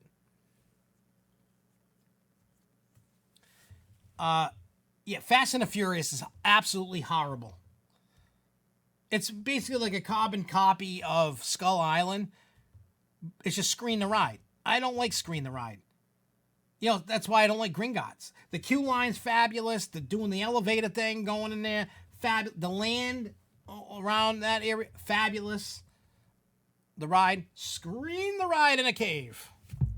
Screen the Ride, Screen the Ride, Screen the Ride. I don't want Screen the Ride. If you bring me to an attraction to Screen the Ride, I'm automatically going to hate it because I don't like Screen the Ride. I like a mixture of static, animatronic, props, screens, story. Gringotts did not bring that to the table at all. Now, Hogwarts, when that opened, I'm not a Harry Potter fan. I've said that a million times. But when I wrote it, I love that ride. That ride, in today's new technology for a ride, that you want to blend in screens and props and animatronics and effects and stuff, that is the way to bring a ride into with that. It hits every check mark on the box. You know what I'm saying? Like Hogwarts Castle checked off every box. The queue was awesome. It was interactive. It came to life between the pictures, paintings, the projections of the characters in it. You know what I'm saying? So, that was great. Marble Island, I think they should just forget Marvel and just do something different. They got enough under their table with DreamWorks and everything else. They can retheme all that stuff and be fine. Now, I do like Dudley Do-Right's the waterfall thing. I've never ridden Popeye's Rapids ride. The Toon area... what do you call it? The Toon area needs to get redone. Most kids don't even know what that... My kids know what that is because I've shown them the cartoons. They might not be their favorite, but they know. You know what I'm saying? And now, and I agree with you, Jason. This was the learning process going from the studios to the islands and now the Epic. If they can move away, it's okay to use screens, but just do it in a way that it blends in. Because like Hogwarts, it blends. Like, you know, when you're moving scene to scene, doing the thing, it blends in and it works. And I enjoy it. I'm not even hating on that ride. I actually love the Hogwarts Castle. Like, every time we go, I'm like, I want to ride it. I know, shocking, and I'm not a Harry Potter fan. But you get where I'm going with all this stuff. You know what I'm saying? Like, so now, this is the chance for Universal to kind of wrong the rights. Universal is not the top dog yet. It's really going to depend on what they do with the Epic Universe and how they do all these different universes, lands, whatever they're going to call them. If they can do it right, they can succeed and start really, really chipping away at Disney and really kind of back Disney into a corner. But until, we'll have to see what they do with this. Because, I mean, Volcano Bay, I love Volcano Bay. Matter of fact, I loved it so much, I'm going to go again. I went last year during IAPA, like before IAPA started. And I'm going to take the kids and Jessica there when I go on my trip in October. I'm going to go and we'll check it out. I mean, my kids really want to go back to Typhoon Lagoon. And I'm like, well, why don't you check this place out? I mean, like, this place is cool. And so next time we go to Florida, we'll try the one at SeaWorld and, you know, so on. And so, you know, we'll try the other ones. I said, let's do it different, not do the same thing. So, again, I think Universal is going in the right direction. They're not, and I'm not knocking Universal for not being a top tier park. They've definitely proven themselves. They just got to get away from that leaving. I've ridden the water coaster there, and it is awesome. I love how it goes in and out of the volcano. It's really good. I like that. I call it a lazy river, but it's not really lazy because you're not on a tube. You have to wear a life jacket, and the river does different. You know, there's a wave, and the current moves fast, and then it kind of rocks you around and swirls around. You know, and it's a really fun. Except climbing the volcano, it's like 220 something steps, and they're like bonsai pipeline slides, only bigger. And I loved them. I did it twice, and I don't know if my kids don't like the bonsai pipe. They don't like the floor dropping out, so I'm not gonna have to climb them. But there are other slides and other, you know, the lazy river goes inside the volcano and it looks cool. And there's the wave pool that I didn't really spend much time in. And there's other slides that are really cool. So, I can't wait for the kids to go and check it out. But, like I said, Universal is doing the right thing. They're stepping their game up. No park is, not even Disney parks are perfect. I'm not even saying that Disney World or Disneyland is perfect. By all means, they're not. I'm just saying for when I go to a park like that, I want to forget who I am. It's like when I go on a cruise. I want to forget who I am, where I am, what I'm doing. I want to be immersed in the world. And Disney does a great job of that. Universal still has a little bit of catching up to do. I mean, they started doing that with the Harry Potter rides. You know, once you walked into the land, you felt like you were in the movie. That's what it's supposed to be about. That's a theme park attraction. Not a Six Flags attraction, not a Cedar Fair attraction, not a Cannonball's attraction. Disney does. You walk into the area, you feel like you're in the area. You feel like you're part of whatever it is. From the queue line to the area, etc. Now, I got a feeling after they open the Epic Universe, they're going to start really kind of fixing a lot of the issues that they have in the other two parks. I think they're going to learn. They're going to probably perfect their Epic Universe. And, you know, they learned through Harry Potter what it was like to do. You know what I mean? Like how to do that. That's like when you had Avatar. You walked into that area, you felt like you were part of that movie. You know, Star Wars Land, when you look at it, you feel like you're part of Star. I haven't been to Star Wars. I've been to Avatar. And I get it. You know, and so we'll see. We'll definitely see what happens with Epic. So let me ask you. Let me ask you guys. This now, you guys will get your participation because I really do care what you guys think. What are the I mean, we all know about Nintendo and the monsters, and the other Harry Potter thing, and How to Train Your Dragon. What kind of attractions? Now, I know Jason said, don't do the big thrill rides. Focus on immersive family thrill rides that are highly themed and creative. Totally agree with that. Because I saw, matter of fact, let me, hang on. Universal, Epic, Universe. I mean, there's no announcement date, which is fine. I guess, but hang on. Because I want to take a peek at, I want the picture. Okay, they don't want me to make that a picture. Save image. Okay. Let me pop this in, and we can talk about, what I'm showing you is the concept artwork. I'm sure we've all looked at it. I know a lot of people already been analyzing the hell out of it. Let me do this. All right, so let me try to make this a little bigger so you can see. We can look at it together. But what kind of attractions would you like to see based off of what you heard and things that you haven't heard? What is it you'd like to see? Now, I'm going to blow it up bigger on my screen so I can get a better look at it myself, because I think I'm going blind. All right, I want to blow this up. All right, so, what do we get? Hey. Where did you go?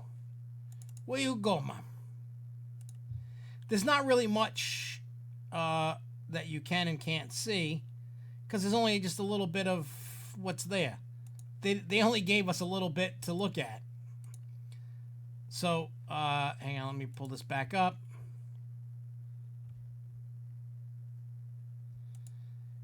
All right, so if you're looking at this like I am, if you look in the bottom right, it looks like there's a racing coaster, I guess.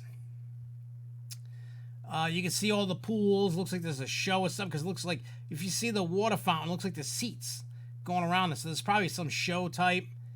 I don't know if you look a little bit down to the left what that building is with the smoke coming out of it with the other lake. I think that one in the back looks like Dracula's castle or something off to the left. Then, like, you know, off to the side, it looks like a show. There's probably a bunch of rides. I'm assuming the big building is a hotel. And I see, like, other hotel. I know there's going to be shopping. There's going to be rides. I don't know what's what, and they didn't really give us much to go on. So, I think what they need to do is they need to obviously put in a couple dock rides at least. The dueling coaster, they could maybe, depending upon what it is, maybe could do without. And I know that sounds crazy, like, oh, they're going to need a roller coaster because every one of their parks has some type of big roller coaster. So they're going to need that in there. So there's going to be, obviously there's going to be places to eat, places to shop, places to ride things. You know, all the rumors, like, we'll start with Nintendo Land.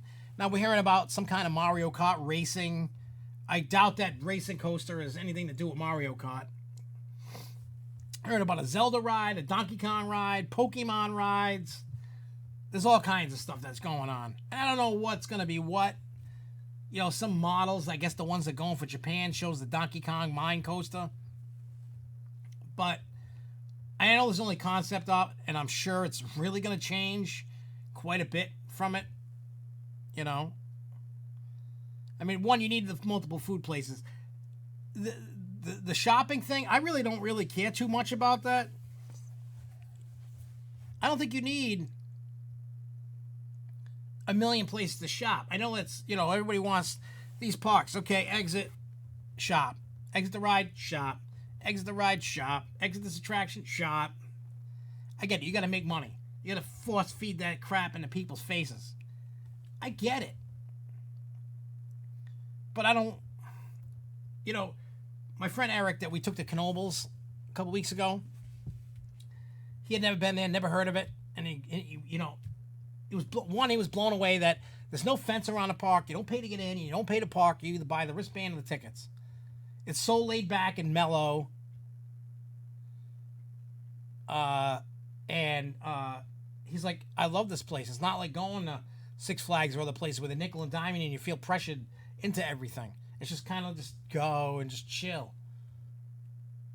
I wish all parks would just go and just chill. You know? I don't like that nickel diamond. I don't need to have everything thrown in my face.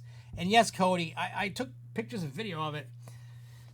I forgot what company it is. It's packed.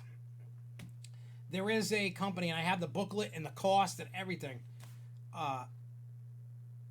They have these go-karts that have, you go frontwards and backwards, and they project onto the track different things. And the guy explained to me that it was kind of like Mario Kart. And when you ran over the projection, you could use it like a power-up like Mario Kart. You can make the other cars go slow. You could make cars stop. You could do different cars go faster than the other ones. There was a bunch of stuff you could do. You could use that like a Mario Kart, but I think it's just going to be like an immersive dock ride type experience, racing through Mario Kart, probably spinning around, doing a thing, and that would be cool. I'm very interested to see what they do. I did hear the rumor that Nintendo said no screen the ride, and it has to be, much better than screen the ride. We don't need screen the ride. We just don't need it. Screen the ride needs to go. I mean, if you just do screen the ride, you really got no faith in what you're doing. You're trying to be cheap and not spend a lot of money, and you think you're going to get away with just showing screens everywhere. Not cool at all. Not cool. I don't care what anybody says. So, I'm really hoping that they do what the rumored Dracula dock ride. Everybody knows I'm a huge horror fan. Like, you know what I mean? Like, I already got my tickets for Halloween Horror Nights. I paid the ridiculous money for the RIP tour. With the tickets, expensive. Kind of want to hang myself after I was done. And I'm still talking about this without, But yeah, so yeah, when you looked at the thing, I didn't really pay attention to the gate. Look at that. Now I'm starting to notice. Okay. I see where you're going, what you're saying about the gate to the universe, to each universe thing. Okay, I'm starting to see that. But yeah, there's a lot of things that is going to go on. I wish there was more information, but I guess they're probably so far away that's why they didn't give any information saying, hey, we can't say cost, we can't say this, that, and the other because of, competition. So, and the only real competition that Universal has would be Disney. I mean, then you got underneath them two, then you got like SeaWorld and Busch, and, and then everybody else falls into place over there. We know that. So like I said, right now, Disney is the king. Universal would be like the prince. The prince is waiting to become king. Because what's the thing about the king? Everybody wants to kill the king. Nobody wants to kill the prince. They want to kill the king. Because everybody suspects that the prince is never going to become king. Right? Everybody suspects that. I'm not, and please guys, don't take it as I'm like trashing you. I'm not. Universal Studios, these parks, are really infants compared to Disney. Disney has way more experience, many years ahead of them, than Universal does. So they're learning as they go. Plus, they've been hiring other Disney Imagineers as they leave or quit or get, sucked into the Universal parks. And, we'll see from there how it goes. They have a lot of talented people. It's all going to come down to budget. What is Universal going to spend on this? This has got to be, I'm going to say, it's got to be around $10 billion to build this thing. If they're going to do it right. If I hear like $2 or $3 billion, they ain't doing it right. There was a rumor about the median being open to the public, then each land is its own thing. Yeah, I heard about that. And I also heard, too, something. I didn't watch the what do you call it, the press conference about it.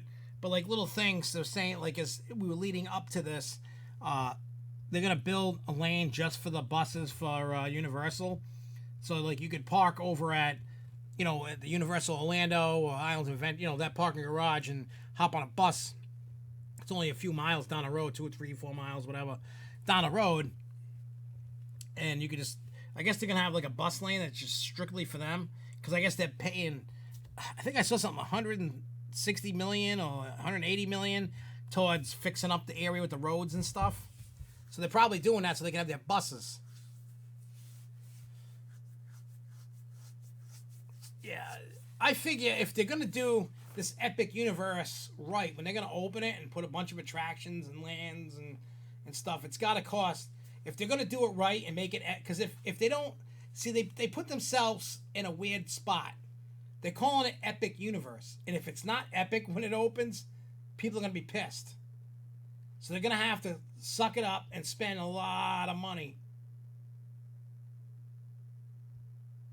You know what I mean? So, I think it should be minimum $10 billion to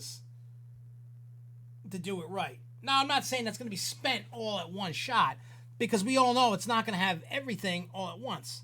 You don't want to totally build out the park. You want to... I mean, you're going to have your main... Say there's 4 main universes, lands. You're going to have those open. The hotel might not be open. It might be open. I don't know. You might have... But you might not have everything that they're going to think about right at launch. You don't want to build everything at once. You're going to want to build a lot, but to do it right, you're still going to spend $10 billion. It might cost $10 billion just to get the thing open. You know what I'm saying? So who knows? It's going to be interesting to see. Right now, I would say I'm optimistic about this. We'll see as we get closer, when they start really showing off what they're going to do and how they're going to do it. And I guess we'll just take it from there. I mean, I don't know what you guys think. I don't know how many of you are excited. Who doesn't care? Are you, just like Jason said, are you too jaded and just really entitled and like, it's not a Giga Coaster, so I don't care. Me, my honest opinion, realistically, is I'm excited for it. One, it's a brand new park opening in the United States. That's very far and few between. It doesn't really happen anymore. That's one. Two, if they do it right, I'll be happy. Stay away from Screen the Ride. Stay away from Screen the Ride.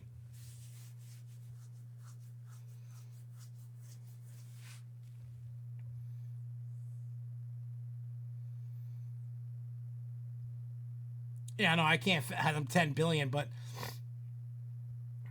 I mean, if you think about it, you can. Yeah, but you can't compare Universal to Six Flags. I think Six Flags spends, they claim, $90 to $100 million attractions across the whole board for every park. Not each park, but combined. So that's like a drop in the bucket for these guys. They're not... Six Flags isn't one opening up... Exactly, Charles. They're not building ground-up parks. Somebody's just getting an attraction. Universal's putting the ultimate frequent fare pass with Express. Holy crap, $679.99.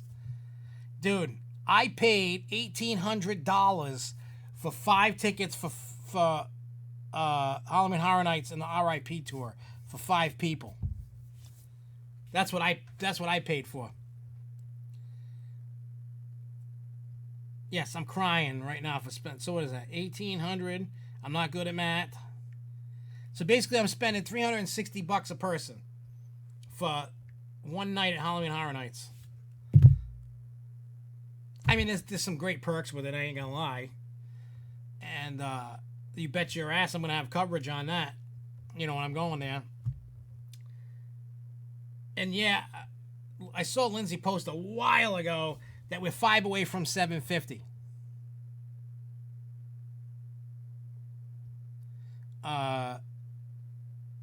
Once we hit 750, we're going to give away the next mystery box. Please let that happen before I move so I can get rid of the box.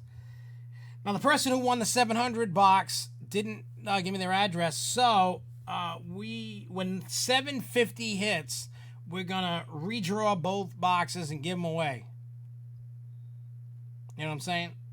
So keep that in mind. So make sure you share and all that other stuff so we can get more people. Once we hit 750, the boxes go. And I found a bunch of stuff in all these totes that are meant for giveaways for Media Day. I started stuffing all these boxes, even the 700. I started just putting more stuff in it. Just putting more, you know, more crap so I can get rid of it.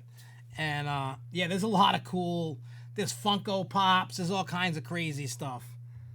Just stuff that I needed to get rid of, like, that are not even open, like unopened Funko Pops, weird, crazy action figures. There's all kinds of Media Day stuff, park stuff. There's all kinds of crazy stuff in the mystery boxes. 750 subscribers. We're at 745. Every 50, we're giving away a mystery box. It's like a thank you.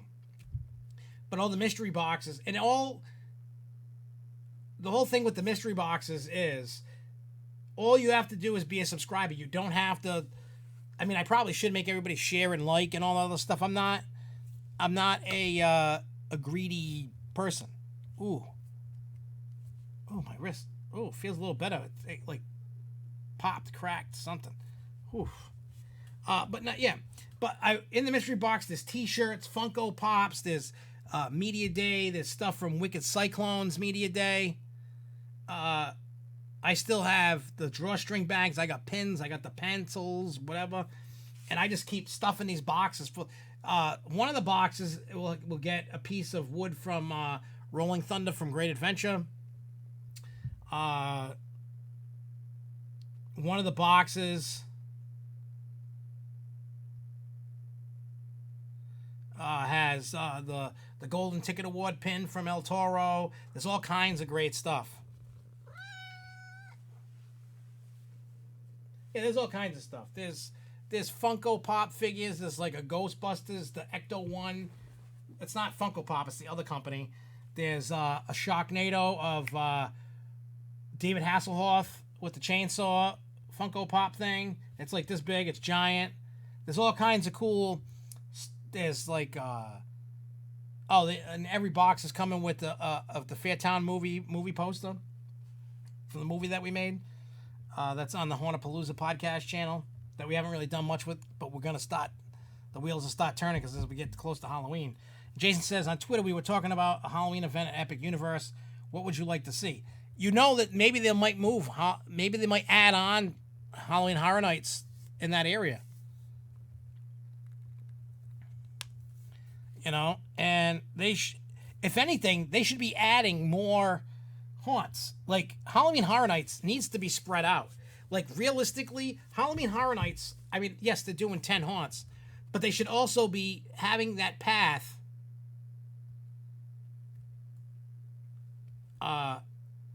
Well, the movie that I made was, we filmed a haunted house that they did an extreme night where they grab you, touch you, put you in coffins and all this other stuff.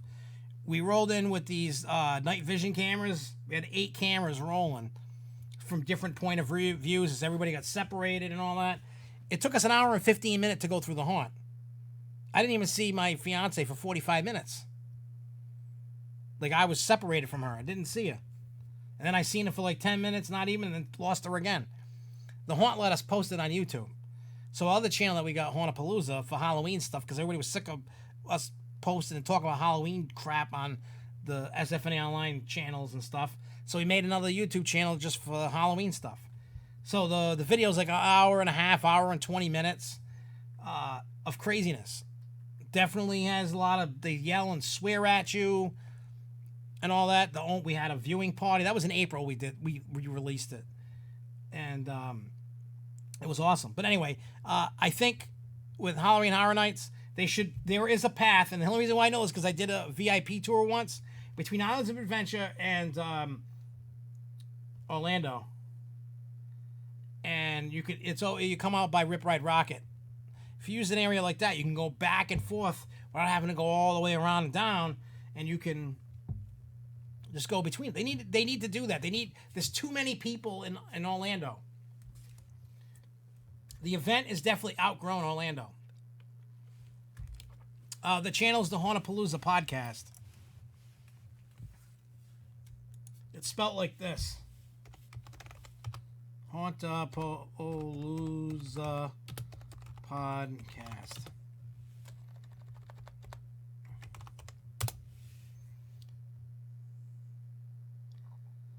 Yeah, they have the train, but the thing is, here's your problem you got. If you're gonna use the 2 parks, they're gonna have to give up making sure you got a 2-park ticket. Because to use the train, the Harry Potter train, you got to use a 2-park ticket to even get on the thing to go between the two. So they're gonna have to shut down rides or do something. I don't know what they're gonna do, but they got to do something. They've definitely outgrown the Orlando side, because that's why I paid for the RIP tour, because I want to make sure that I was able to experience everything that I could, because when we went, my father had the handicap pass because he was in a scooter. He couldn't walk. Still had to wait the amount of time. You didn't wait in a line. So we'd go wait in a line, because you can only do one at a time. Go do that haunt and then go to the other. It was just crap.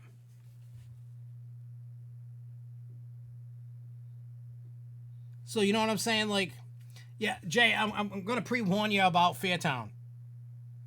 I'm going to pre-warn you about this. It's definitely, I don't know how old you are. I'm sure you're not like 5.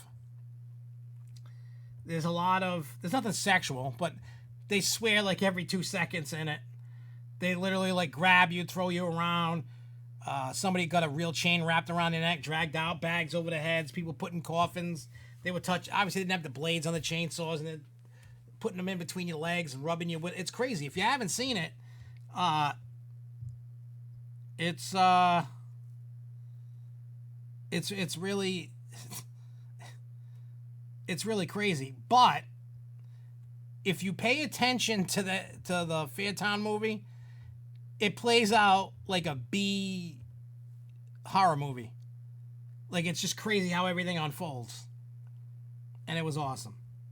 I had fun. And we're going to be filming it again this year. Because, what do you call it? They have to rip down the haunt every year where it is. It's in Massachusetts in a town called Seekonk. And it's behind the Speedway. And they have to rip down the haunt. They can't keep it up all year long. So they just change every year. So what you see in that video won't happen in the next one. Oh, you're not. Okay, you're good. You're 29. You're not a little kid or anything. So that's cool. So I just figure I pre-warn anybody that's out there going, what is this movie? Now you know. It really isn't for little kids. It's really not. Because it's not a typical walk through the haunt and boo. It's not that. You know what I'm saying? Like, and you'll see we put a warning that if you get triggered or if you don't like violence and swearing, go watch something else. Because I didn't want to hear it. Did not want to hear people complaining about it. You know what it is, and that's what it is. If you don't like it, if you don't like the movie, you think my editing and filming sucks, you can say that. I don't care. But if you're just like, you put that on the YouTube and you're a jerk, well, don't watch it. You've been warned. You know? So, again, I'm excited for Epic Universe. I can't wait to see what happens, but if they were going to do, like, you know, like haunts and stuff in the Epic Universe and the Universal Monsters area section, I really hope that they just need, like I said, they just need to expand Halloween Horror Nights. They need to spread the people out. There's too many people. It's too crazy. It's like they oversell the event. It's a very popular event. I get it. They do a great job. It's like walking on a movie set. You know? It'll be crazy to see what happens. But yeah. So, let me reiterate real quick about next week. Next week is the last Grove show. Then we're going to go on a 2-week hiatus. We'll be back basically the week for the Six Flags announcements. And don't worry, I will make videos. And then we can communicate that way just until I come back.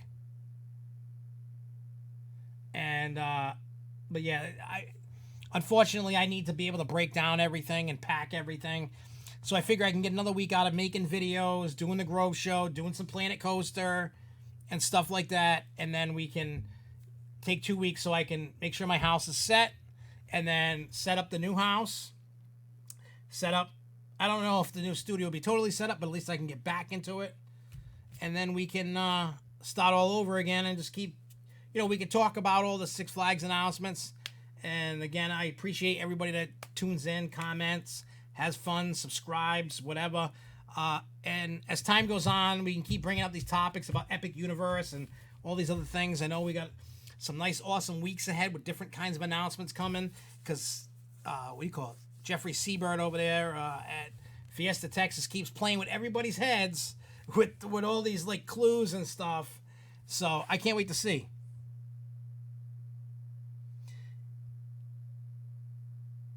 Yeah, I've heard about the stronger rumors for the coasters at Great Adventure. I heard that. Yeah, I'll have to. What I'll do is I'll talk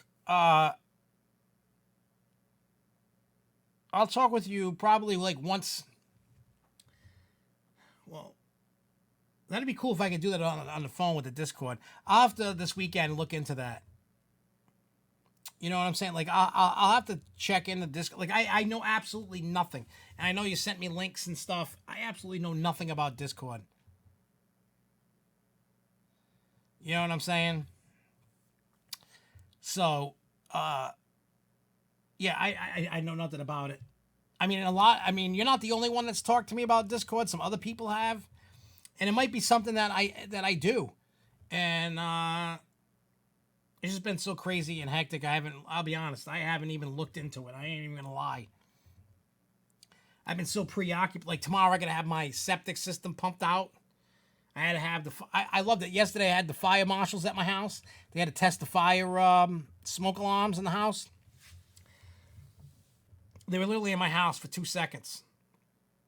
First, they showed up in a rescue.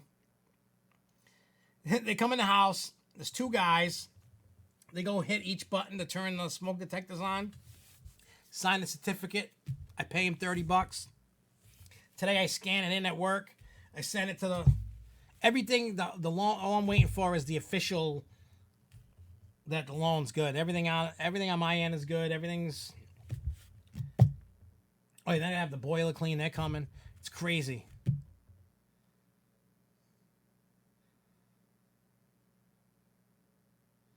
So, yeah, it's crazy what's going on, and I'm spending the rest of this weekend.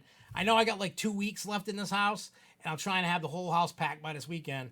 Just the beds, and then like that week of, I'm just gonna, you know what I'm saying? So, like I said, just bear with me. If you see a video pop up, check it out if you want to, if it's a topic you want to, and make sure you comment so I can still interact with everybody while I'm crying that I can't do this, you know? But I'm going to get out of here. I'm going to go take a 20-minute break here, have a little snack. I got to re-up on my drink, and then I'll be back for some Planet Coaster time for like an hour or so. So thank you guys for watching. I love you guys. I will see you guys next week. And I'll see you guys, whoever wants to watch Planet Coaster in like 20 minutes. Till next time, everybody, keep on coasting, y'all. Peace!